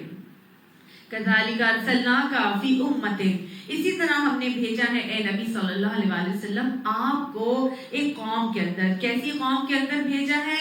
آپ کو ایسی قوم کے اندر بھیجا ہے قد خلت من قبلھا امم، کہ اس کے اندر آپ سے اس سے پہلے بھی، آپ سے مطلب اس قوم سے پہلے بھی بہت سی قومیں گزر چکی ہیں، اور آپ صلی اللہ علیہ وسلم عربوں کے اندر آئے تھے، اور حضرت اسماعیل علیہ السلام کے 2500 سال کے بعد نبی صلی اللہ علیہ وسلم اس قوم کے اندر آئے ہیں، اور جو نبوت کا سلسلہ کتنے عرصے سے منقطع تھا، 625 سال ہو چکے تھے حضرت عیسیٰ علیہ السلام کو دنیا سے گئے ہوئے۔ تو یہی اللہ تعالیٰ نے فرمایا کہ ہم نے آپ کو ایک ایسی قوم میں بھیجا ہے، قوم میں رسول بنا کے بھیجا ہے جس میں بہت سی قومیں پہلے گزر چکی ہیں۔ کیوں بھیجا ہے؟ لِتَتْلُوَ عَلَيْهِمُ الَّذِي، تاکہ تم پڑھو ان کے اوپر وہ جو اوحینا الیک، ہم نے آپ کی طرف وحی کر رہے ہیں، یعنی وہ جو وحی ہم نے آپ کی طرف کی ہے اس وحی کو آپ ان لوگوں کو پڑھ کر سنائیں، پڑھیے ان کے اوپر، وہ پیغام انہیں سنائیے۔ وَهُمْ يَكْفُرُونَ بِالرَّحْمَنِ، اور یہ تو رحمان سے کفر کر رہے ہیں، رحمان سے کفر کیا کرتے تھے، چڑھتے تھے مشرکین مکہ، خاص طور سے وہ رحمان کو تو پسند ہی نہیں کرتے تھے، رحمان کے نام کو۔ ایک تو وہ کہتے تھے کہ رحمان ان کے علاقے میں کوئی دور دراز کے علاقے میں کسی شخص کا نام تھا تو وہ سمجھتے تھے کہ یہ اس کا نام لے کر جو ہے وہ خاطب کرتے ہیں، اور دوسرا یہ کہ جب بھی اللہ تعالیٰ کے بسم اللہ الرحمن الرحیم لکھ کر اللہ کے نام سے کوئی چیز شروع کرنے کا معاملہ کیا جاتا، یا کوئی بھی ایگریمنٹ جیسے کہ لکھوائی گئی صلح حدیبیہ میں لکھوائی گئی اور مختلف اس میں خطوط میں لکھی جاتی، تو وہ ایگریمنٹ جو لکھ رہے تھے اس میں سے یہ رحمان کا نام مٹا دیتے تھے، ان کو پسند نہیں تھا رحمان، جبکہ رحمان اللہ کا بہترین نام ہے، اللہ کی رحم کی صفت اس کے اندر نظر آتی ہے، لیکن ان کو یہ چیز پسند ہی نہیں تھی، تو وہ تو بیسیکلی اس سے انکار کر رہے تھے نا۔ تو وہی بات اللہ نے فرمائی کہ ان سے کہو قل ہوا ربی، کہ وہ میرا رب ہے، لا الہ الا ہو، اس کے علاوہ اور کوئی معبود نہیں ہے، رحمان تو میرا رب ہے اور اس کے علاوہ کوئی اور معبود نہیں ہے، نہ وہ رب نہ صرف رب ہے بلکہ الہ بھی ہے، معبود بھی ہے۔ وہ لوگ جبرائیل اور میکائیل سے جیسے یہود چڑھتے تھے، اسی طرح سے مشرکین مکہ رحمان سے چڑھتے تھے، تو اللہ نے کہو کہ وہ میرا رب بھی ہے اور میرا معبود بھی ہے، علیہ توکلت، اسی کے اوپر میں نے توکل کیا ہے، وإلیہ متاب، اور اسی کی طرف میرا پلٹنا ہے، یعنی میرا ملجا ماوا وہی ہے، میں اسی پر توکل کرتا ہوں، اس کو میں بھلا کیسے نکال سکتا ہوں اپنی زندگی سے۔ وَلَوْ أَنَّ قُرْآنًا، اور اگر یہ قرآن سُيِّرَتْ بِهِ الْجِبَالُ، وہ چلائے جاتے ساتھ اس کے پہاڑ، یعنی کہ اور اگر کیا ہو جاتا، اگر کوئی ایسا قرآن اتار دیا جاتا کہ جس کے زور سے پہاڑ چلنے لگ جاتے۔ مکہ والے جو ہیں وہ کچھ مطالبے کرتے تھے اور یہ کہتے تھے کہ نشانیاں لے کر آئیں، تو مسلمان جب بار بار کفار مطالبے کرتے تھے نشانیوں کے، تو انہوں نے آگے سے بے چینی شو کی مسلمانوں نے، اور یہی کہا کہ ٹھیک ہے پھر آپ اتار دیں، اللہ سے کہیں کہ کوئی ایسی نشانی دکھا دیں جس سے یہ لوگ قائل ہو جائیں۔ تو وہ مسلمان بھی اب محسوس کرنے لگے کہ کوئی نشانی پھر اللہ تعالیٰ اتار ہی دے جس کی وجہ سے ان کو تسلی ہو جائے کفار کو۔ تو اللہ نے وہی مطالبے جو مشرکین پیش کرتے تھے، اللہ نے اسی کے حوالے سے مسلمانوں کو جواب دیا ان آیات کے اندر کہ کیا ہو جاتا. یہی وہ مطالبے تھے جو مکہ والوں کے بیسیکلی مطالبے تھے. وہ کہتے تھے کہ ایسا کیوں نہیں ہوتا کہ پہاڑ جو ہے وہ چلیں اور زمین اتنی بڑی کشادہ ہو جائے، پہاڑ ادھر سے ہٹ جائے. ایسے بہت زیادہ مکہ پہاڑوں میں گھرا ہوا تھا نا مکہ کی وادی. اور دوسرا یہ کہتے تھے کہ وہ تو صحرائی علاقہ ہے تو وہاں پانی کی بڑی قلت ہے، تو ایسا کیوں نہیں ہو جاتا کہ جی کوئی زمین پھٹے اور وہاں سے پانی کے چشمے بہہ نکلیں، پانی کی قلت دور ہو جائے. یا یہ کہ جو آباء و اجداد ہمارے جا چکے ہیں دنیا سے تو وہ زندہ ہو جائیں اور نکل کے باتیں کرنے لگ جائیں اور بتائیں کہ یہ اللہ کے نبی ہیں. تو اس قسم کے وہ مطالبے کرتے تھے.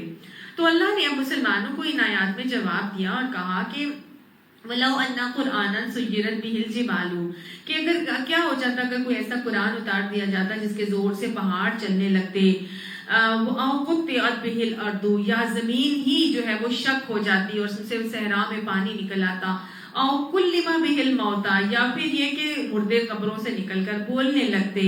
یعنی اللہ کے لیے اس قسم کی نشانیاں دکھانا کوئی مشکل کام نہیں ہے. بل اللہ الامر جمیعا، اللہ سارے کے سارے اختیارات تو اللہ ہی کے ہاتھ میں ہے، ہر معاملہ تو اللہ ہی کے ہاتھ میں ہے.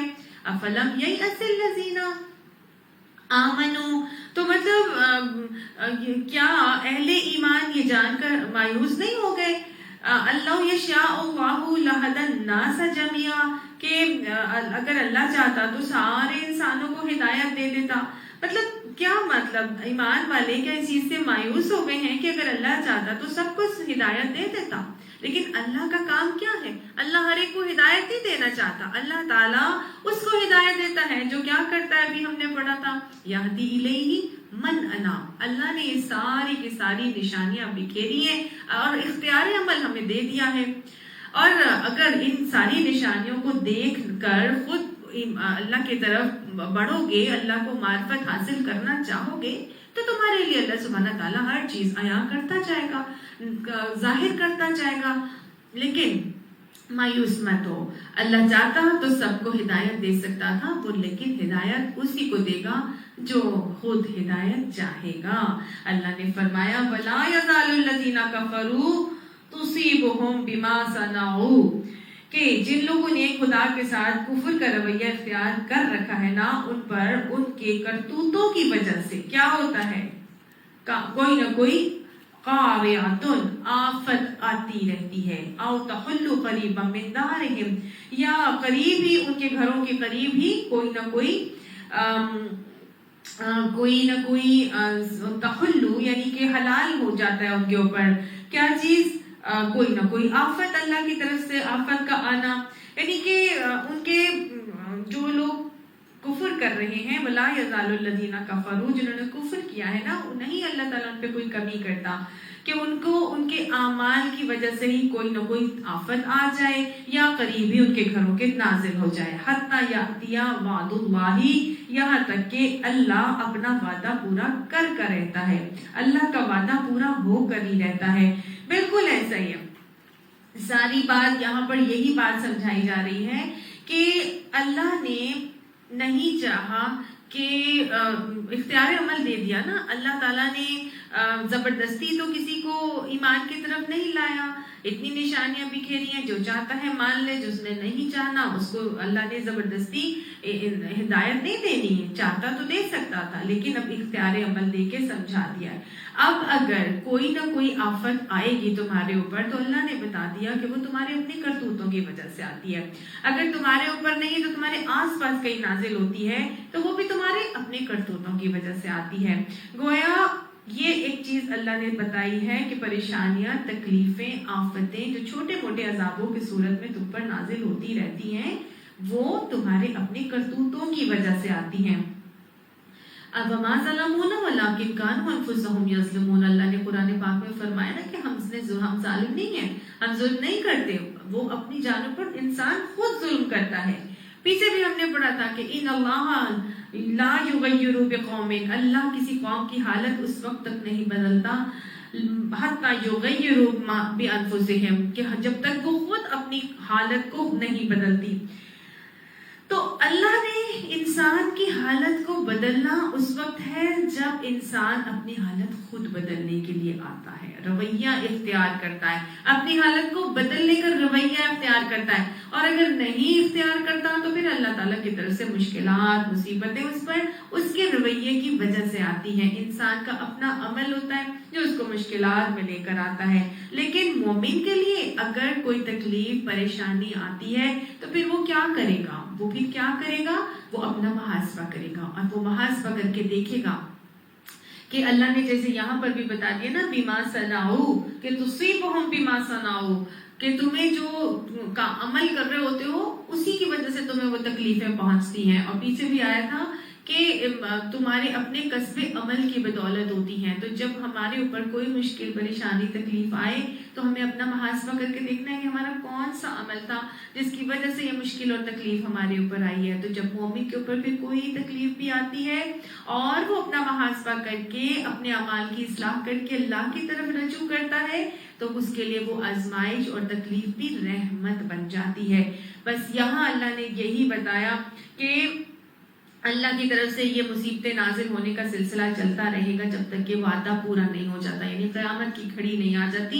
کفار کے ساتھ اس قسم کی آزمائشیں آتی رہیں گی کیونکہ وہ نہیں مانتے، اپنے رویوں کی اصلاح نہیں کرتے، تو وہ اللہ تعالیٰ کی طرف سے مشکلات کا شکار ون آفٹر دا ادر ہوتے ہی چلے جاتے ہیں.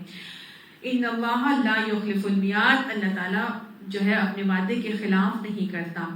وَلَقَدِ اسْتُهْزِئَ، اور البتہ یقیناً مذاق اڑایا گیا ہے رسولوں کا من قبلک، آپ سے پہلے، یعنی آپ سے پہلے بھی بہت سے رسولوں کا مذاق اڑایا جا چکا ہے. فَأَمْلَيْتُ لِلَّذِينَ كَفَرُوا، پس پر میں ڈھیل دے دیتا ہوں ان لوگوں کو جنہوں نے کفر کیا ہوتا ہے. ثُمَّ أَخَذْتُهُمْ، پھر میں ان کو پکڑ لیتا ہوں. وہ پہلے ڈھیل دیتا ہے اللہ تعالیٰ، پھر آخرکار اس کو پکڑ لیتے ہیں ان لوگوں کو جو انکار کے روش پر قائم رہتے ہیں. فَكَيْفَ كَانَ عِقَابِ، پھر دیکھ لو کہ کیسی میری سزا سخت تھی.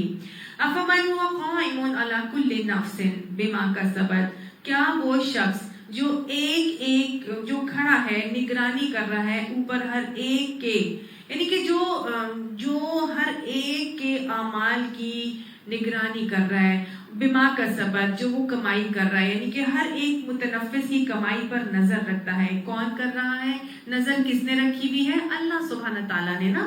تو اللہ تعالیٰ فرما رہا ہے کہ جس نے ہر ایک کی کمائی پہ نظر رکھی ہوئی ہے، اس کے رزق کی کمائی پر، اس کے اعمال کی کمائی پر، اس کے مال کی کمائی پر، اس کی اولاد کی، اس کی صحت کی، اس کے اوقات کی کمائی، جو انسان دنیا میں کما رہا ہے اس کے اوپر جو اللہ کی نظر ہے، وَجَعَلُوا لِلَّهِ شُرَكَاءَ، اور اس کے برعکس دوسرے کیا کر رہے ہیں؟ وہ اللہ کے مقابلے میں مختلف شریک ٹھہرا لیتے ہیں. تو اللہ کے ایکول تو نہیں ہو سکتے نا، جو مختلف شریک ٹھہرائے ہوئے ہیں، کیا دوسرے شریک انسان کی کمائی پر نظر رکھے ہوئے ہوتے؟ نہیں ہو سکتے. ایک شخص کی کمائی پر کسی کی نظر نہیں ہو سکتی. یہ صرف اللہ کی ذات ہے جو ہر ایک کے انز اینڈ آؤٹس کو جانتا ہے. وہ لطیف خبیر، ہر ایک کی خبر رکھنے والا ہے. جتنے بھی شریک لوگ دنیا میں بنا کے پوجتے ہیں، ان کی عبادت کرتے ہیں، اللہ تعالیٰ ان کے بارے میں فرماتا ہے قُلْ سَمُّوهُمْ، ان سے کہو کہ وہ تو تم نے اپنے نام، ان کے نام خود ہی گھڑ لیے ہیں. ان کے نام لے کے دیکھو. أَمْ تُنَبِّئُونَهُ، کیا تم اللہ کو اس چیز کی خبر دیتے ہو بِمَا لَا يَعْلَمُ فِي الْأَرْضِ، جس کو وہ اپنی زمین میں نہیں جانتا. مطلب تم نے تو ایسے شریک ٹھہرا کے رکھے ہیں، ان کے نام لے کے ذرا تو دیکھو. کیا تم ایسے شریکوں کی اللہ کو خبر دے رہے ہو کہ جس کو اللہ اس زمین میں جانتا ہی نہیں کہ ایسے کوئی اور بھی ہو سکتے ہیں؟ ظاہر ہے اللہ تو ہر چیز کا علم رکھنے والا ہے نا. یہ بات کہنے کا مقصد یہ ہے کہ اللہ نے ایسا کوئی بت یا ایسا معبود تیار نہیں کیا، یا اس دنیا میں ایسا کوئی اور معبود نہیں ہے جن کو لوگ اللہ کے سوا شریک بنا کے اور عبادت کر رہے ہیں. ام بظاہر من القول، بس یہ وہ تو وہی بات ہے کہ جو منہ میں آتا ہے وہ بولتے رہتے ہیں. بل زین للذین کفروا مکرہم، بلکہ مزین کر دی ہے ان لوگوں کے لیے جنہوں نے کفر کیا ہے ان کی چالیں.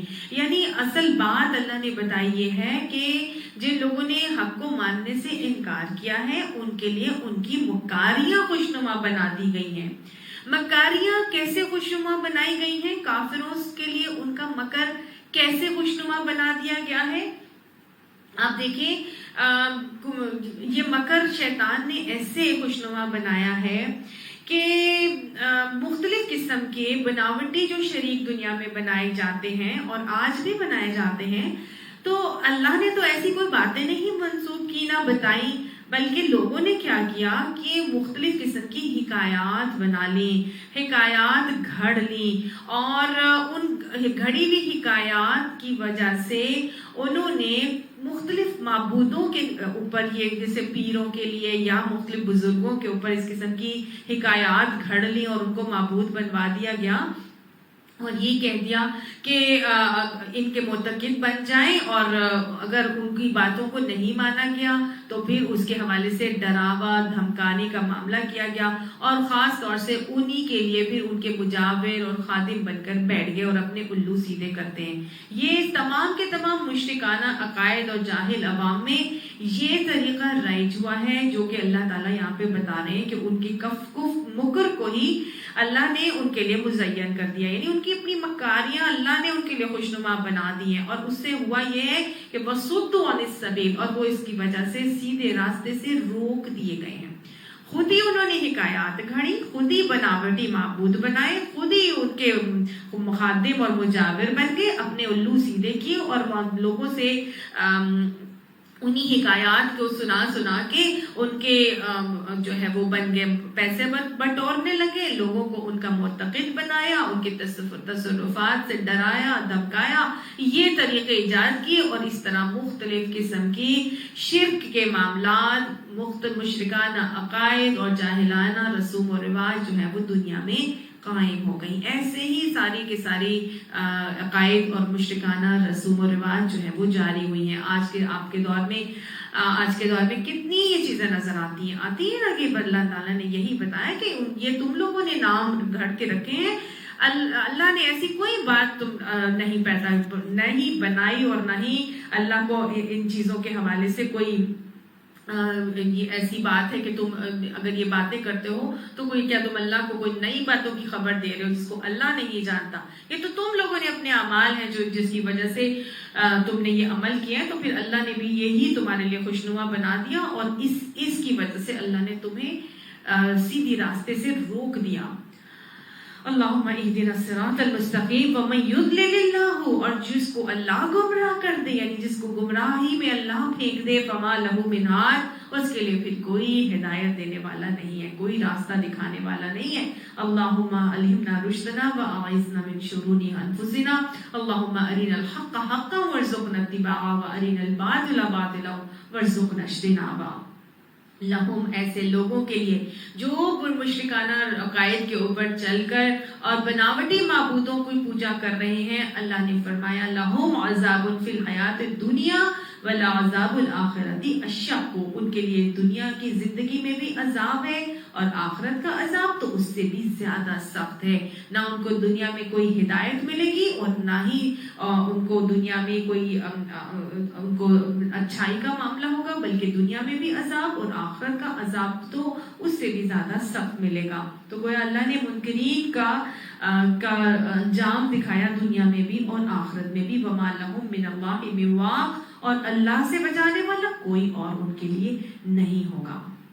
مثل الجنت التی، اور ان لوگوں کی مثال جنہوں نے ان کی مثال مثل الجنت التی، اور مثال ہے جنت کی ان لوگوں کے لیے، وعد المتقون، وہ وعدہ کی گئی ہے متقیوں کے لیے. تو گویا بتا دیا گیا اللہ نے کہ جو مان لیں گے، جو اللہ سے بچ کر، اللہ سے ڈر کر اور بچ کر زندگی گزاریں گے، اللہ کے خوف کے ساتھ زندگی گزاریں گے، تو اللہ نے ایسے لوگوں کے لیے جنت تیار کر لی ہے، جنت کا وعدہ ہے۔ اللہ تعالیٰ فرماتا ہے وعدہ تیار کر لی گئی ہے، وعدہ کر لیا گیا ہے، گویا اللہ نے متقیوں کے لیے جنت تیار کی ہے۔ یہ کیسی جنت ہے؟ تجری من تحتها الانہار، کہ جس کے نیچے سے نہریں جاری ہوں گی، اکلھا دائم وظلھا، کہ اس کے جو پھل ہیں وہ دائمی ہوں گے اور اس کے سائے بھی دائمی ہوں گے۔ ایسی جنت جن کے نیچے نہریں جاری ہوں گی اور اس کے پھل بھی دائمی اور سائے بھی دائمی ہوں گے۔ ابھی میں نے آپ کو بتایا تھا کہ طوبہ وہ درخت ہے جس کا 100 سال ایک سوار چلتا رہے تو ایک درخت کا سایہ ختم نہیں ہوگا، تو دائمی سائے والی جنتیں ہیں۔ پتہ نہیں کتنے وہاں پہ ایسے درخت ہوں گے اور کتنے گھنے سائے ہوں گے۔ تو اللہ نے بتایا وہاں پہ تو پھل بھی دائمی ہے اور سائے بھی دائمی ہے۔ بھئی یہ دائمی کیا چیز ہے؟ دائمی کا مطلب ہوتا ہے کہ فور ایور ایک چیز جو رہتی ہے، بہت زیادہ فور ایور وہ فریش رہیں گے، پھل بھی فور ایور فریش رہنے والے ہوں گے۔ تو فور ایور رہنے والی چیز کن کو ملے گی؟ ظاہر ہے انہی کو ملے گی نا جو اپنے اعمال میں بھی دائم ہوں گے، جو اپنے اعمال میں بھی ثابت قدمی دکھانے والے ہوں گے۔ حضور صلی اللہ علیہ وسلم نے فرمایا تھا احب الاعمال الی اللہ ادومھا، کہ اللہ کے نزدیک سب سے زیادہ پسندیدہ اعمال وہ ہیں جن میں دوام ہوتا ہے، وہ ان قلّا، کہ چاہے وہ کم ہی کیوں نہ ہو۔ تو اللہ کے نزدیک سب سے زیادہ محبوب اعمال وہ ہیں جو ثابت قدمی سے کیے جاتے ہیں، اس پہ ہمیشگی ہوتی ہے، دوام ہوتا ہے، چاہے وہ تھوڑے ہی کیوں نہ ہو۔ اللہ ہمیں پرسسٹنس اور پرسیویرنس کے ساتھ، ثابت قدمی اور دوام کے ساتھ اپنے اعمال کرنے کی توفیق عطا فرمائے۔ جو عمل بھی کریں چاہے تھوڑا ہو لیکن کنٹینیوٹی کے ساتھ کریں، یہ نہیں کہ 4 دن کیا اور چھوڑ دیا، رمضان میں شروع ہوئے اور بہت شد و مت کے ساتھ کرنے لگے اور بعد میں چھوڑ دیا اور سنا بھی نہیں اور پڑھا بھی نہیں اور کیا بھی نہیں۔ ایسا نہیں ہونا چاہیے۔ ایون تہجد کے حوالے سے بھی آپ صلی اللہ علیہ وسلم نے فرمایا کہ تم فلاں شخص کی طرح نہ ہو جانا جو پہلے تو رات کی نماز پڑھتا تھا اور پھر اس نے اس کو چھوڑ دیا۔ اللہ کو وہ عمل پسند ہے جس میں دوام ہو، خواہ وہ تھوڑا ہی کیوں نہ ہو۔ اللہ تعالیٰ ہمیں تہجد پر قائم ہونے کی توفیق عطا فرمائے، ثابت قدمی سے تہجد کی نماز کو پڑھنے والا بنائے، اور باقی تمام اعمال میں بھی اللہ ہمیں ثابت قدمی اور دوام عطا فرمائے، اور یہ جنت کی دائمی نعمتیں پھر اللہ ہمیں عطا فرما دے۔ یہ کس کو مل رہی ہیں؟ تلک عقبی الذین اتقوا، یہ انجام ان کا ہونا ہے جن کو اندر تقوی تھا۔ اللہ ہمیں متقی بنا دے۔ اللہم آتی نفسی تقواها، اللہم انی اسألک الہدی والتقی والعفاف والغنی۔ تو گویا جنت تو متقین کو ملے گی، یہ جنت جنتیوں کی لازم صفت ہے تقوی۔ متقی ہونا جنتیوں کی لازم صفت ہے۔ اللہ ہمیں متقی بنائے۔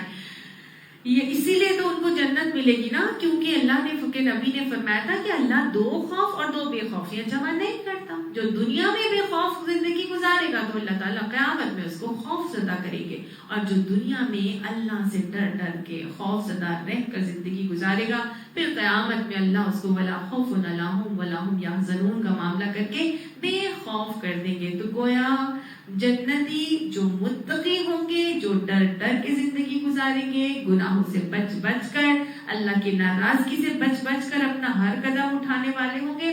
اللہ سبحانہ تعالیٰ نے فرمایا تلک عقبی الذین اتقوا، یہ دائمی چیزیں، یہ دائمی پھل، یہ دائمی سائے، جنت کی وہ نہریں جو ان کے نیچے سے، باغات کے نیچے نہریں چل رہی ہوں گی، یہ انہی کے لیے ہوگا جن کے اندر تقوی ہوگا۔ وعقبی الکافرین النار، اور کافروں کے لیے کا انجام کیا ہے؟ وہ تو ہے آگ، جہنم کی آگ۔ اللہم اجرنا من النار۔ والذین آتیناہم الکتاب، اور وہ لوگ جن کو ہم نے کتاب دی ہے، یفرحون بما انزل الیک، وہ اسی میں خوش ہو گئے ہیں جو ان کی طرف نازل کی گئی ہے، یعنی کہ جن کو ہم نے پہلے کتاب دی تھی نبی صلی اللہ علیہ وسلم، وہ اس کتاب سے جو ہم نے آپ کے اوپر نازل کی ہے خوش ہیں۔ اور مختلف من الاحزاب، مختلف گروہوں میں سے کچھ ایسے لوگ بھی ہیں من ینکر بعضہ، جو اس کی بعض باتوں کو نہیں مانتے۔ تو خوش کیوں ہے؟ کیونکہ کیونکہ خوش اس لیے ہیں کیونکہ ان کی کچھ باتوں کی تصدیق ہوتی ہے، ان کی کتابوں کی تصدیق ہوتی ہے، ان کی کچھ انبیاء کی تعلیمات کی تصدیق ہوتی ہے، کچھ انبیاء کی تعظیم جو ہے یہ سکھائی جاتی ہے اس کتاب کے اندر بھی، اور اس کی بعض باتوں کو نہیں مانتے۔ تو وہ کون سی باتیں ہیں جن کو نہیں مانتے؟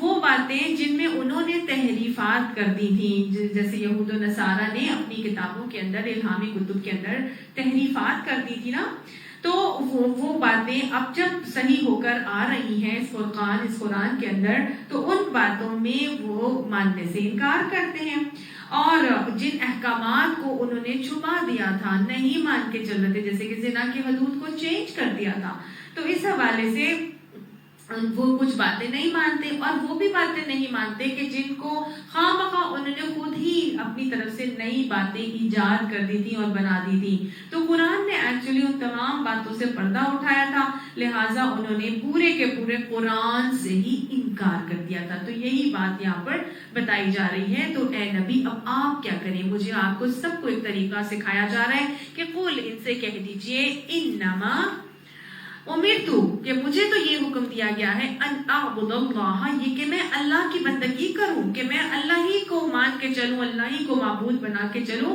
ولا اشرک بہ، اور مجھے اس سے منع کیا گیا ہے کہ اس کے ساتھ کسی کو شریک بناؤں، یعنی کہ نبی کو بھی یہی کہنے کا حکم دیا گیا، مجھے آپ کو بھی یہی کہنے کا حکم دیا گیا ہے کہ اللہ کے ساتھ کسی کو شریک نہیں بنانا، اور کیا حکم دیا گیا ہے کہ صرف اللہ کی بندگی کرنا ہے۔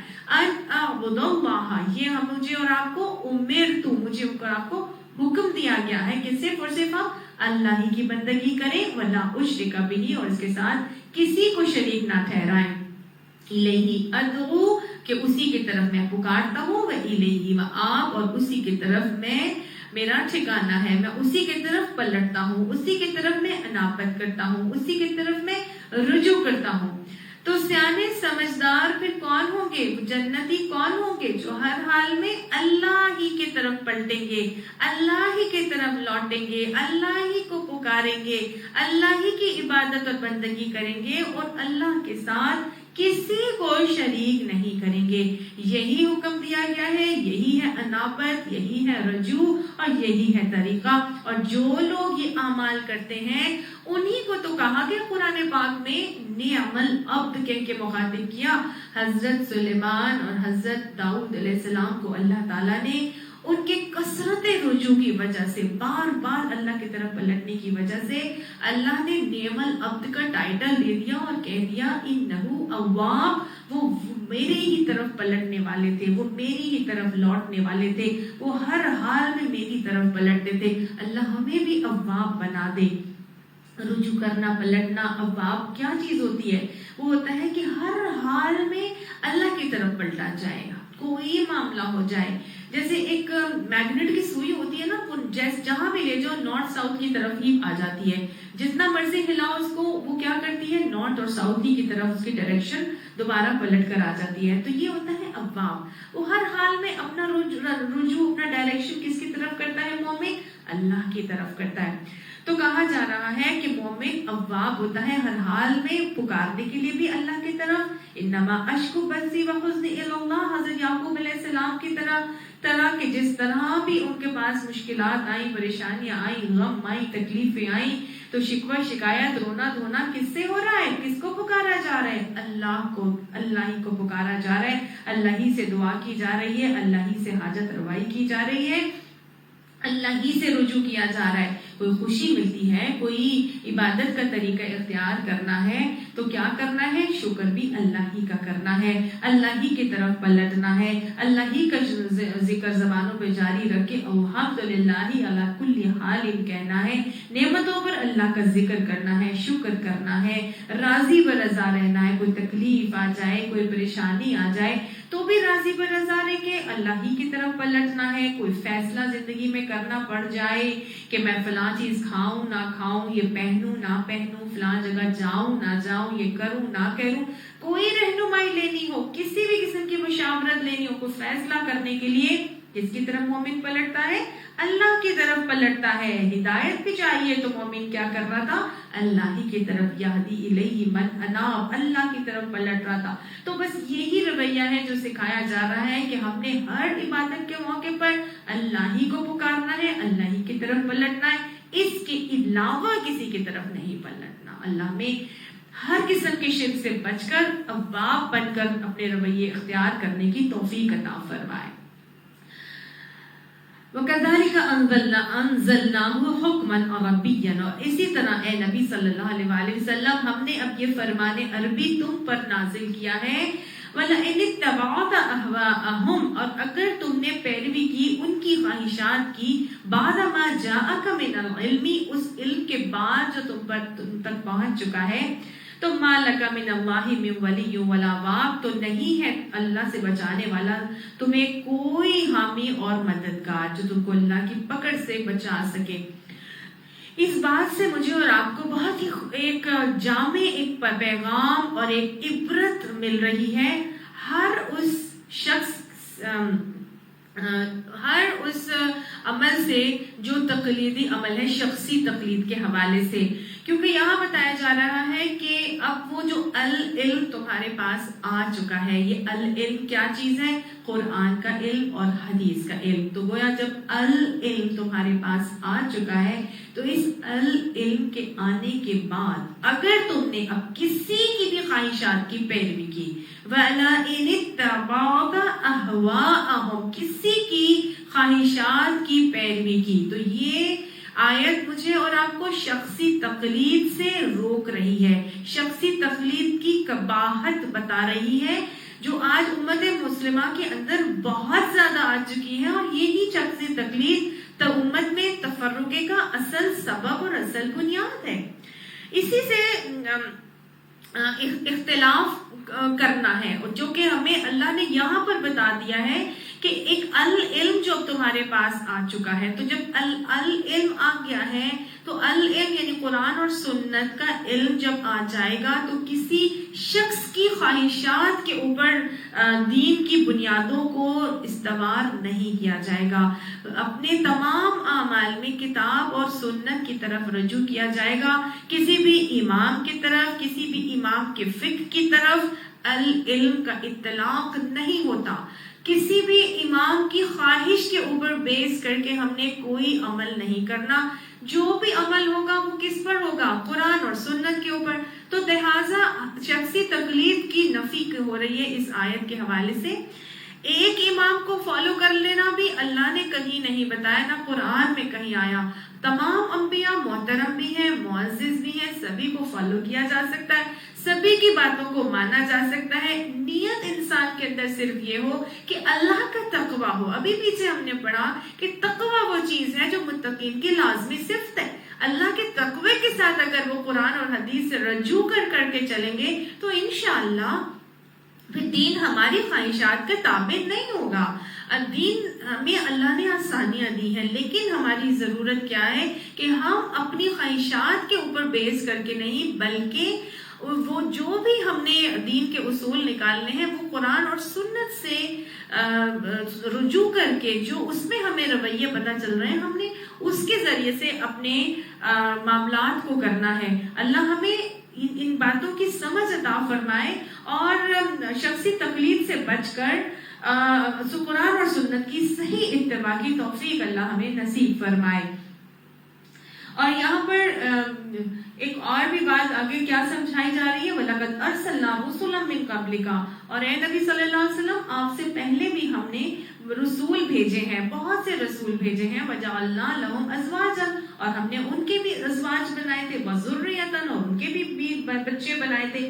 یعنی لوگوں کا یہ بھی اعتراض تھا کہ نبی ایسا کیسے ہو سکتا ہے کہ نبی کی بیوی ہو، بچے ہوں، اور وہ اپنے رسولوں کو دیکھتے تھے نا اپنی زندگی میں کہ وہ عام انسانوں کی طرح ہی سارے معاملات کر رہے ہیں، بیوی بچے بھی ہیں، ان کو خوشیاں بھی ہوتی ہیں، غم بھی ہوتے ہیں، ان کا بخار بھی آتا ہے، خون بھی بہتا ہے، ان کو اس طرح کی ساری معاملات جو ایک انسان کے ہوتے ہیں یہ نبی کے بھی ہوتے ہیں. تو اعتراض کرتے تو اللہ نے اس اعتراض کی نفی کی اور کہا کہ دیکھو ہم نے تم سے پہلے بھی بہت سارے جو رسول بھیجے ان کو بھی ہم نے بیوی بچوں والا ہی بنایا تھا. وَمَا كَانَ لِرَسُولٍ اور کسی رسول کی بھی یہ طاقت نہیں تھی ان یأتی بآیۃ الا بإذن اللہ، کہ وہ اللہ کی نشانی یا معجزے کو اللہ کی اجازت کے بغیر ہی لے کے آ جائے.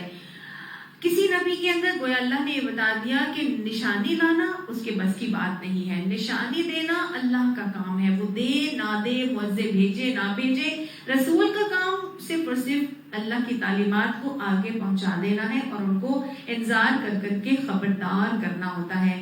نشانیاں لانا رسولوں کے بس میں نہیں ہوتا، یہ اللہ کے معجزے یا نشانیاں اللہ کے اذن کے بغیر نہیں آ سکتے.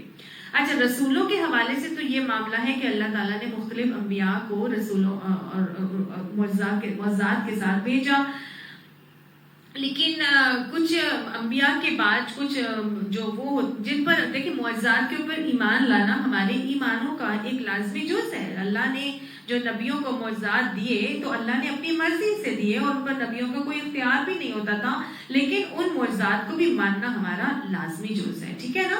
اور نبی صلی اللہ علیہ وآلہ وسلم کے اوپر بھی اللہ تعالیٰ نے عارضی کچھ معجزات دیے تھے، باقی انبیاء کو جو معجزات دیے تھے وہ تو ان کی زندگی تک رہے، لیکن نبی صلی اللہ علیہ وسلم کو جو معجزات دیے تھے وہ بہت ٹیمپرری تھوڑی دیر کے ہوتے تھے، لیکن جیسے انگلیوں سے پانی کا بہہ نکلنا، چیزوں میں برکت کا پڑ جانا اور مختلف اور چھوٹے سے معجزات آئے، لیکن جو ٹیمپرری نہیں بلکہ ایک پرماننٹ معجزہ قرآن پاک کی صورت میں اللہ تعالیٰ نے دیا، یہ ان کو فصاحت اور بلاغت سے بھرپور کلام ان کو نظر ہی نہیں آتا تھا. تو پھر اللہ نے مختلف قسم کی نشانیاں جو ادھر ادھر کائنات میں بکھری ہیں وہ بتائیں.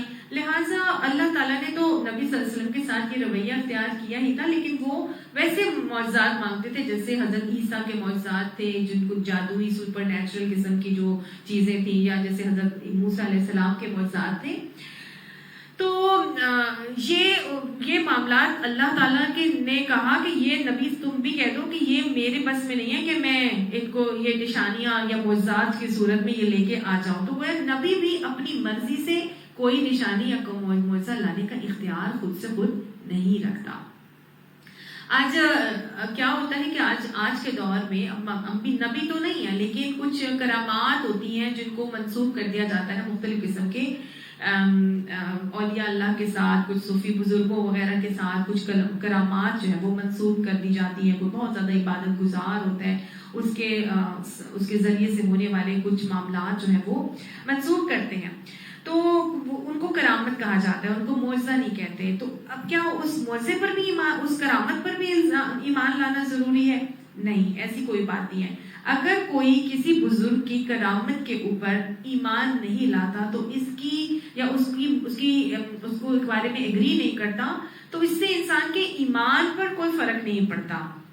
مختلف بیعت وغیرہ کی جاتی ہے پیروں کی، اور کہتے ہیں کہ اگر آپ نے ان کی اس کرامت کو نہیں مانا تو جی آپ گناہگار ہو جائیں گے. تو ایسا کوئی رویہ نہیں ہے. اگر آپ کا دل چاہتا تو مان لے، نہیں دل چاہتا تو نہیں مانے. آپ کے ایمان میں خلل نہیں آئے گا، نہ ہی آپ کا ایمان برباد ہوگا اگر آپ ان کے اس معجزے پر یا اس کی کرامت کے اوپر جو ہے وہ ایمان نہیں لائیں گے. جب نبی اپنے لیے کوئی اختیار نہیں رکھتے تھے کہ اپنی عبادت کے زور پر کسی معجزے کو لے کے آ جائیں، تو آج ہم کیسے ایکسپیکٹ کر سکتے ہیں کہ کوئی فلاں شخص جو بڑا عبادت کرتا ہے تو اللہ نے اس کو کوئی کرامت اس کی عبادت کی وجہ سے دی ہے؟ ایسی ہرگز بھی کوئی بات نہیں ہے. یہ خامخواہ کی خام خیالی ہے. اللہ نے کہہ دیا کہ وَمَا كَانَ لِرَسُولٍ أَن يَأْتِيَ بِآيَةٍ إِلَّا بِإِذْنِ اللَّهِ، یعنی اللہ کہ اذن سے ہی کوئی بھی کرامت یا کوئی معجزہ یا کوئی نشانی جو ہے وہ عطا کی جاتی ہے رسول کو بھی. تو پھر باقی لوگوں کو جو عبادت گزار ہیں ان کو بھی اگر اللہ تعالیٰ کی طرف سے کوئی کرامت دی جاتی ہے تو یہ اللہ کا کام ہے، اللہ کی دین ہے. کسی عبادت کے زور پر کوئی اس کو حاصل نہیں کر سکتا اگر اللہ کا اذن نہ ہو تو.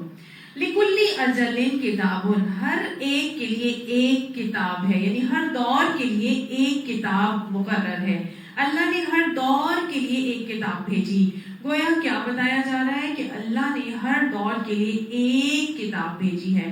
دین کے اصول ایک ہی تھے اور شروع سے دین ایک ہی آیا، لیکن صرف اور صرف شریعتوں اور منہاج کا جو ہے وہ فرق تھا.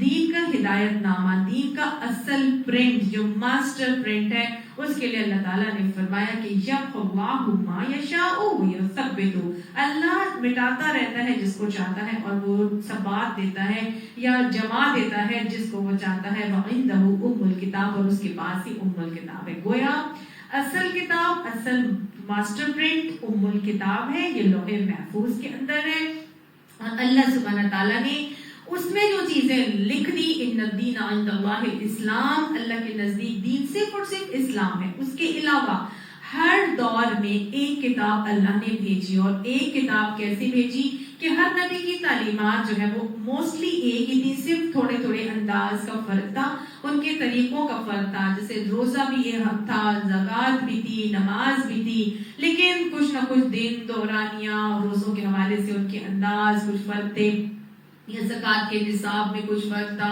یا یہ کہ نمازیں جو ہے وہ 5 ہی تھیں، بس ادائیگی کا طریقہ جو ہے وہ کچھ نہ کچھ سب کے اندر مختلف تھا، اور یہ اللہ نے اس لیے کیا کیونکہ انسان کی ذہنی ارتقاء، جسمانی ارتقاء، معاشرتی، سائنسی اور سائنٹیفک، اور یہ ساری کی ساری جو ارتقاء جو ہے نا وہ بہت کم تھا، اور آہستہ آہستہ آہستہ زیادہ ہوتا چلا گیا، تو اسی حوالے سے حالات، کیفیات، وہ ساری چیزیں جو ہے وہ فرق تھی، تو اللہ تعالیٰ نے اپنے ان طریقوں کو، جیسے کہ نکاح کے حوالے سے استادت کے دور میں کیا تھا کہ وہ بہن بھائی کا ولادت کے فرق کو ملحوظ رکھتے ہوئے بہن بھائی کا نکاح کیا جاتا تھا، کیونکہ نسل انسانی ایسے ہی بڑھ سکتی تھی، لیکن بعد میں اس چیز کو ختم کر دیا گیا، اور پھر جو ہے وہ محرم نامحرم کا کانسیپٹ آ گیا، اور صرف محرم کے ساتھ ہی نکاح نہیں ہوگا، نامحرم کے ساتھ نکاح کی اجازت دی گئی۔ تو گویا اللہ نے کہا میرا دل ہے، جس میں سے چاہتا ہوں مٹا دیتا ہوں، جس میں چاہتا ہوں وہ میں قائم رکھتا ہوں، اور اس کے پاس ام الکتاب موجود ہے۔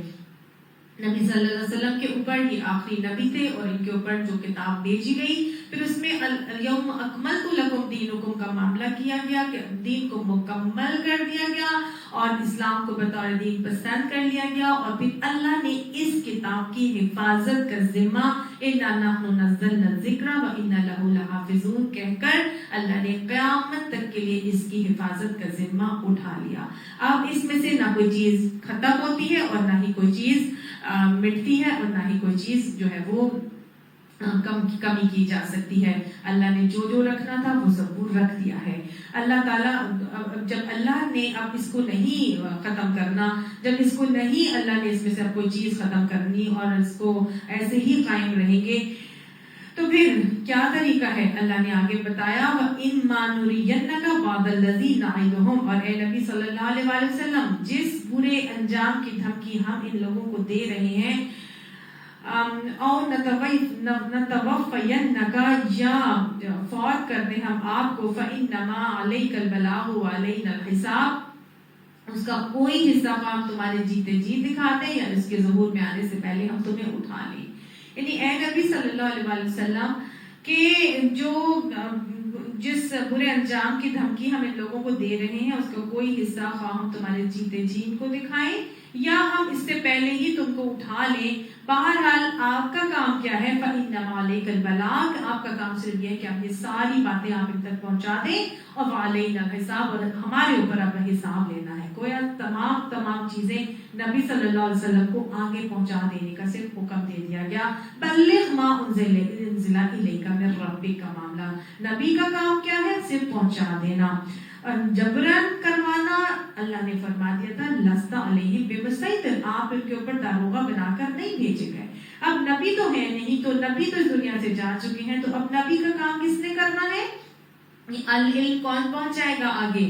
العلم ان کو وہ پہنچائیں گے جو اب اس العلم کو حاصل کرنے والے ہوں گے، وہ انبیاء کے وارث، وہ انبیاء کے علماء نائب ہیں، جو آپ صلی اللہ علیہ وسلم نے فرمایا کہ علماء انبیاء کے وارث اور انبیاء کے نائب ہیں۔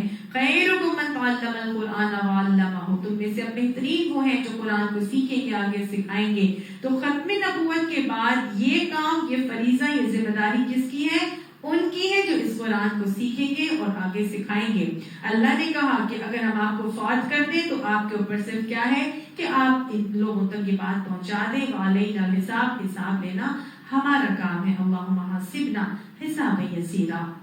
اولم یروا انا ناتی الارض، کیا وہ نہیں دیکھتے کہ ہم زمین کو کیا کر رہے ہیں؟ لے کر آ رہے ہیں، ننقصها من اطرافها، ہم کمی کرتے جا رہے ہیں اس کے اطراف میں سے، یعنی اس کا دائرہ تنگ کرتے چلے آ رہے ہیں۔ ایسا ہی ہو رہا تھا، نبی صلی اللہ علیہ وسلم کی دعوت مکہ سے نکل کر مدینہ میں تو پھیلی، لیکن مشرکین کے لیے دائرہ تنگ ہوتا جا رہا تھا، کفر کا دائرہ تنگ سے تنگ ہوتا جا رہا تھا، اسلام کا دائرہ بیسیکلی پھیل رہا تھا۔ تو اللہ نے یہاں پر کہا کہ یا یہ لوگ دیکھ نہیں رہے مشرکین کہ ہم اس سرزمین پر چلے آ رہے ہیں اور ان لوگوں کے لیے، کفار کے لیے ہر طرف سے دائرے کو تنگ کرتے جا رہے ہیں۔ واللہ یحکم، اور اللہ ہی حکمت کر رہا ہے، حکومت کر رہا ہے، لا معقب لحکمہ، کوئی اس کے فیصلوں پر نظر ثانی کرنے والا نہیں ہے۔ وہو سریع الحساب، اور وہ جلد حساب لینے والا، یعنی اس کو حساب لیتے دیر نہیں لگتی۔ وقد مکر الذین من قبلہم، ان سے پہلے جو لوگ بھی ہو کر گزرے ہیں وہ بڑی بڑی چالیں چل چکے ہیں۔ فَلِلَّهِ الْمَكْرُ جَمِيعًا، بس اصل فیصلہ کن چال تو اللہ ہی کے ہاتھ میں ہے۔ يَعْلَمُ مَا تَكْسِبُ كُلُّ نَفْسٍ، وہ جانتا ہے کہ کون کیا کچھ کمائی کر رہا ہے۔ وَسَيَعْلَمُ الْكُفَّارَ، اور وہ عنقریب کفار کو بھی جانتا ہے، اور عنقریب یہ کفار جان لیں گے لمن عقبى الدار، کہ انجام کس کا بخیر ہوتا ہے۔ اللہ ہمیں آخرت میں بہترین انجام سے دوچار کریے گا۔ یہ منکرین کہتے ہیں، وَيَقُولُ الَّذِينَ كَفَرُوا، انکار کرنے والے کہتے ہیں، لَسْتَ مُرْسَلًا، کہ تم خدا کے بھیجے ہوئے رسول نہیں ہو۔ نبی کو کہتے تھے کہ تم خدا کے بھیجے ہوئے نہیں ہو۔ قُلْ، ان سے کہہ دیجئے، کَفَىٰ بِاللَّهِ شَهِيدًا، کہ میرے لیے اللہ کی شہادت کافی ہے، بینی و بینکم، تمہارے اور میرے درمیان اللہ شہادت دینے کے لیے کافی ہے۔ ومن عنده علم الکتاب، اور وہ بھی گواہی کے لیے کافی ہے جس کے پاس اللہ کی کتاب کا علم ہے۔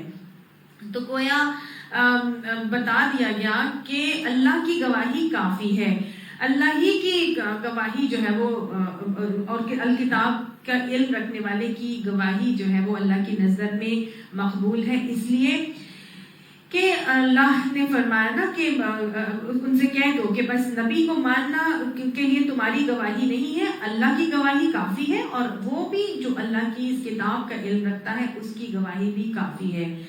جو اللہ کی کتاب کا عالم ہو جاتا ہے پھر وہ ایک فرد نہیں رہتا بلکہ وہ دین کا گواہ بن جاتا ہے، وہ اس دین کا گواہ بنتا ہے جو جس دین کو نبی صلی اللہ علیہ وسلم کو دے کر بھیجا گیا تھا۔ تو گویا وہ شخص جو علم کو جاننے والا ہوتا ہے پھر وہ اللہ کے دین کا گواہ بن جاتا ہے۔ اللہ تعالی ہمیں اپنے دین کا گواہ بنا دے، اور یہی وہ گواہی ہے جو ہم تشہد میں بیٹھ کے انگلی اٹھا کر دیتے ہیں اللہ کو کہ اشہد ان لا الہ الا اللہ و اشہد ان محمد رسول اللہ یا عبدہ و رسولہ۔ اللہ تعالی ہماری اس گواہی کو قبول بھی فرمائے، اور اللہ ہمیں اس گواہی کو ہمارے حق میں قیامت کے دن حجت بنا دے۔ اللہ ہمارے عمل سے اپنے اس قول کی تصدیق کرنے کی توفیق ہمیں عطا فرمائے۔ اللہ تعالی ہمیں ایسا اخلاق عطا فرمائے، ہمیں ایسے رویے عطا فرمائے جو ہم دین کے گواہ بننے والے بن جائیں۔ اللہ تعالی ہمیں اس دین کی قدر کی بھی توفیق عطا فرمائے، اور ہماری اولادوں کو بھی ہمارے لیے صدقہ جاریہ بنا کے اس دین کا علم بردار اور اس دین کا داعی بنا دے۔ صدق اللہ العظیم، آمین ثم آمین۔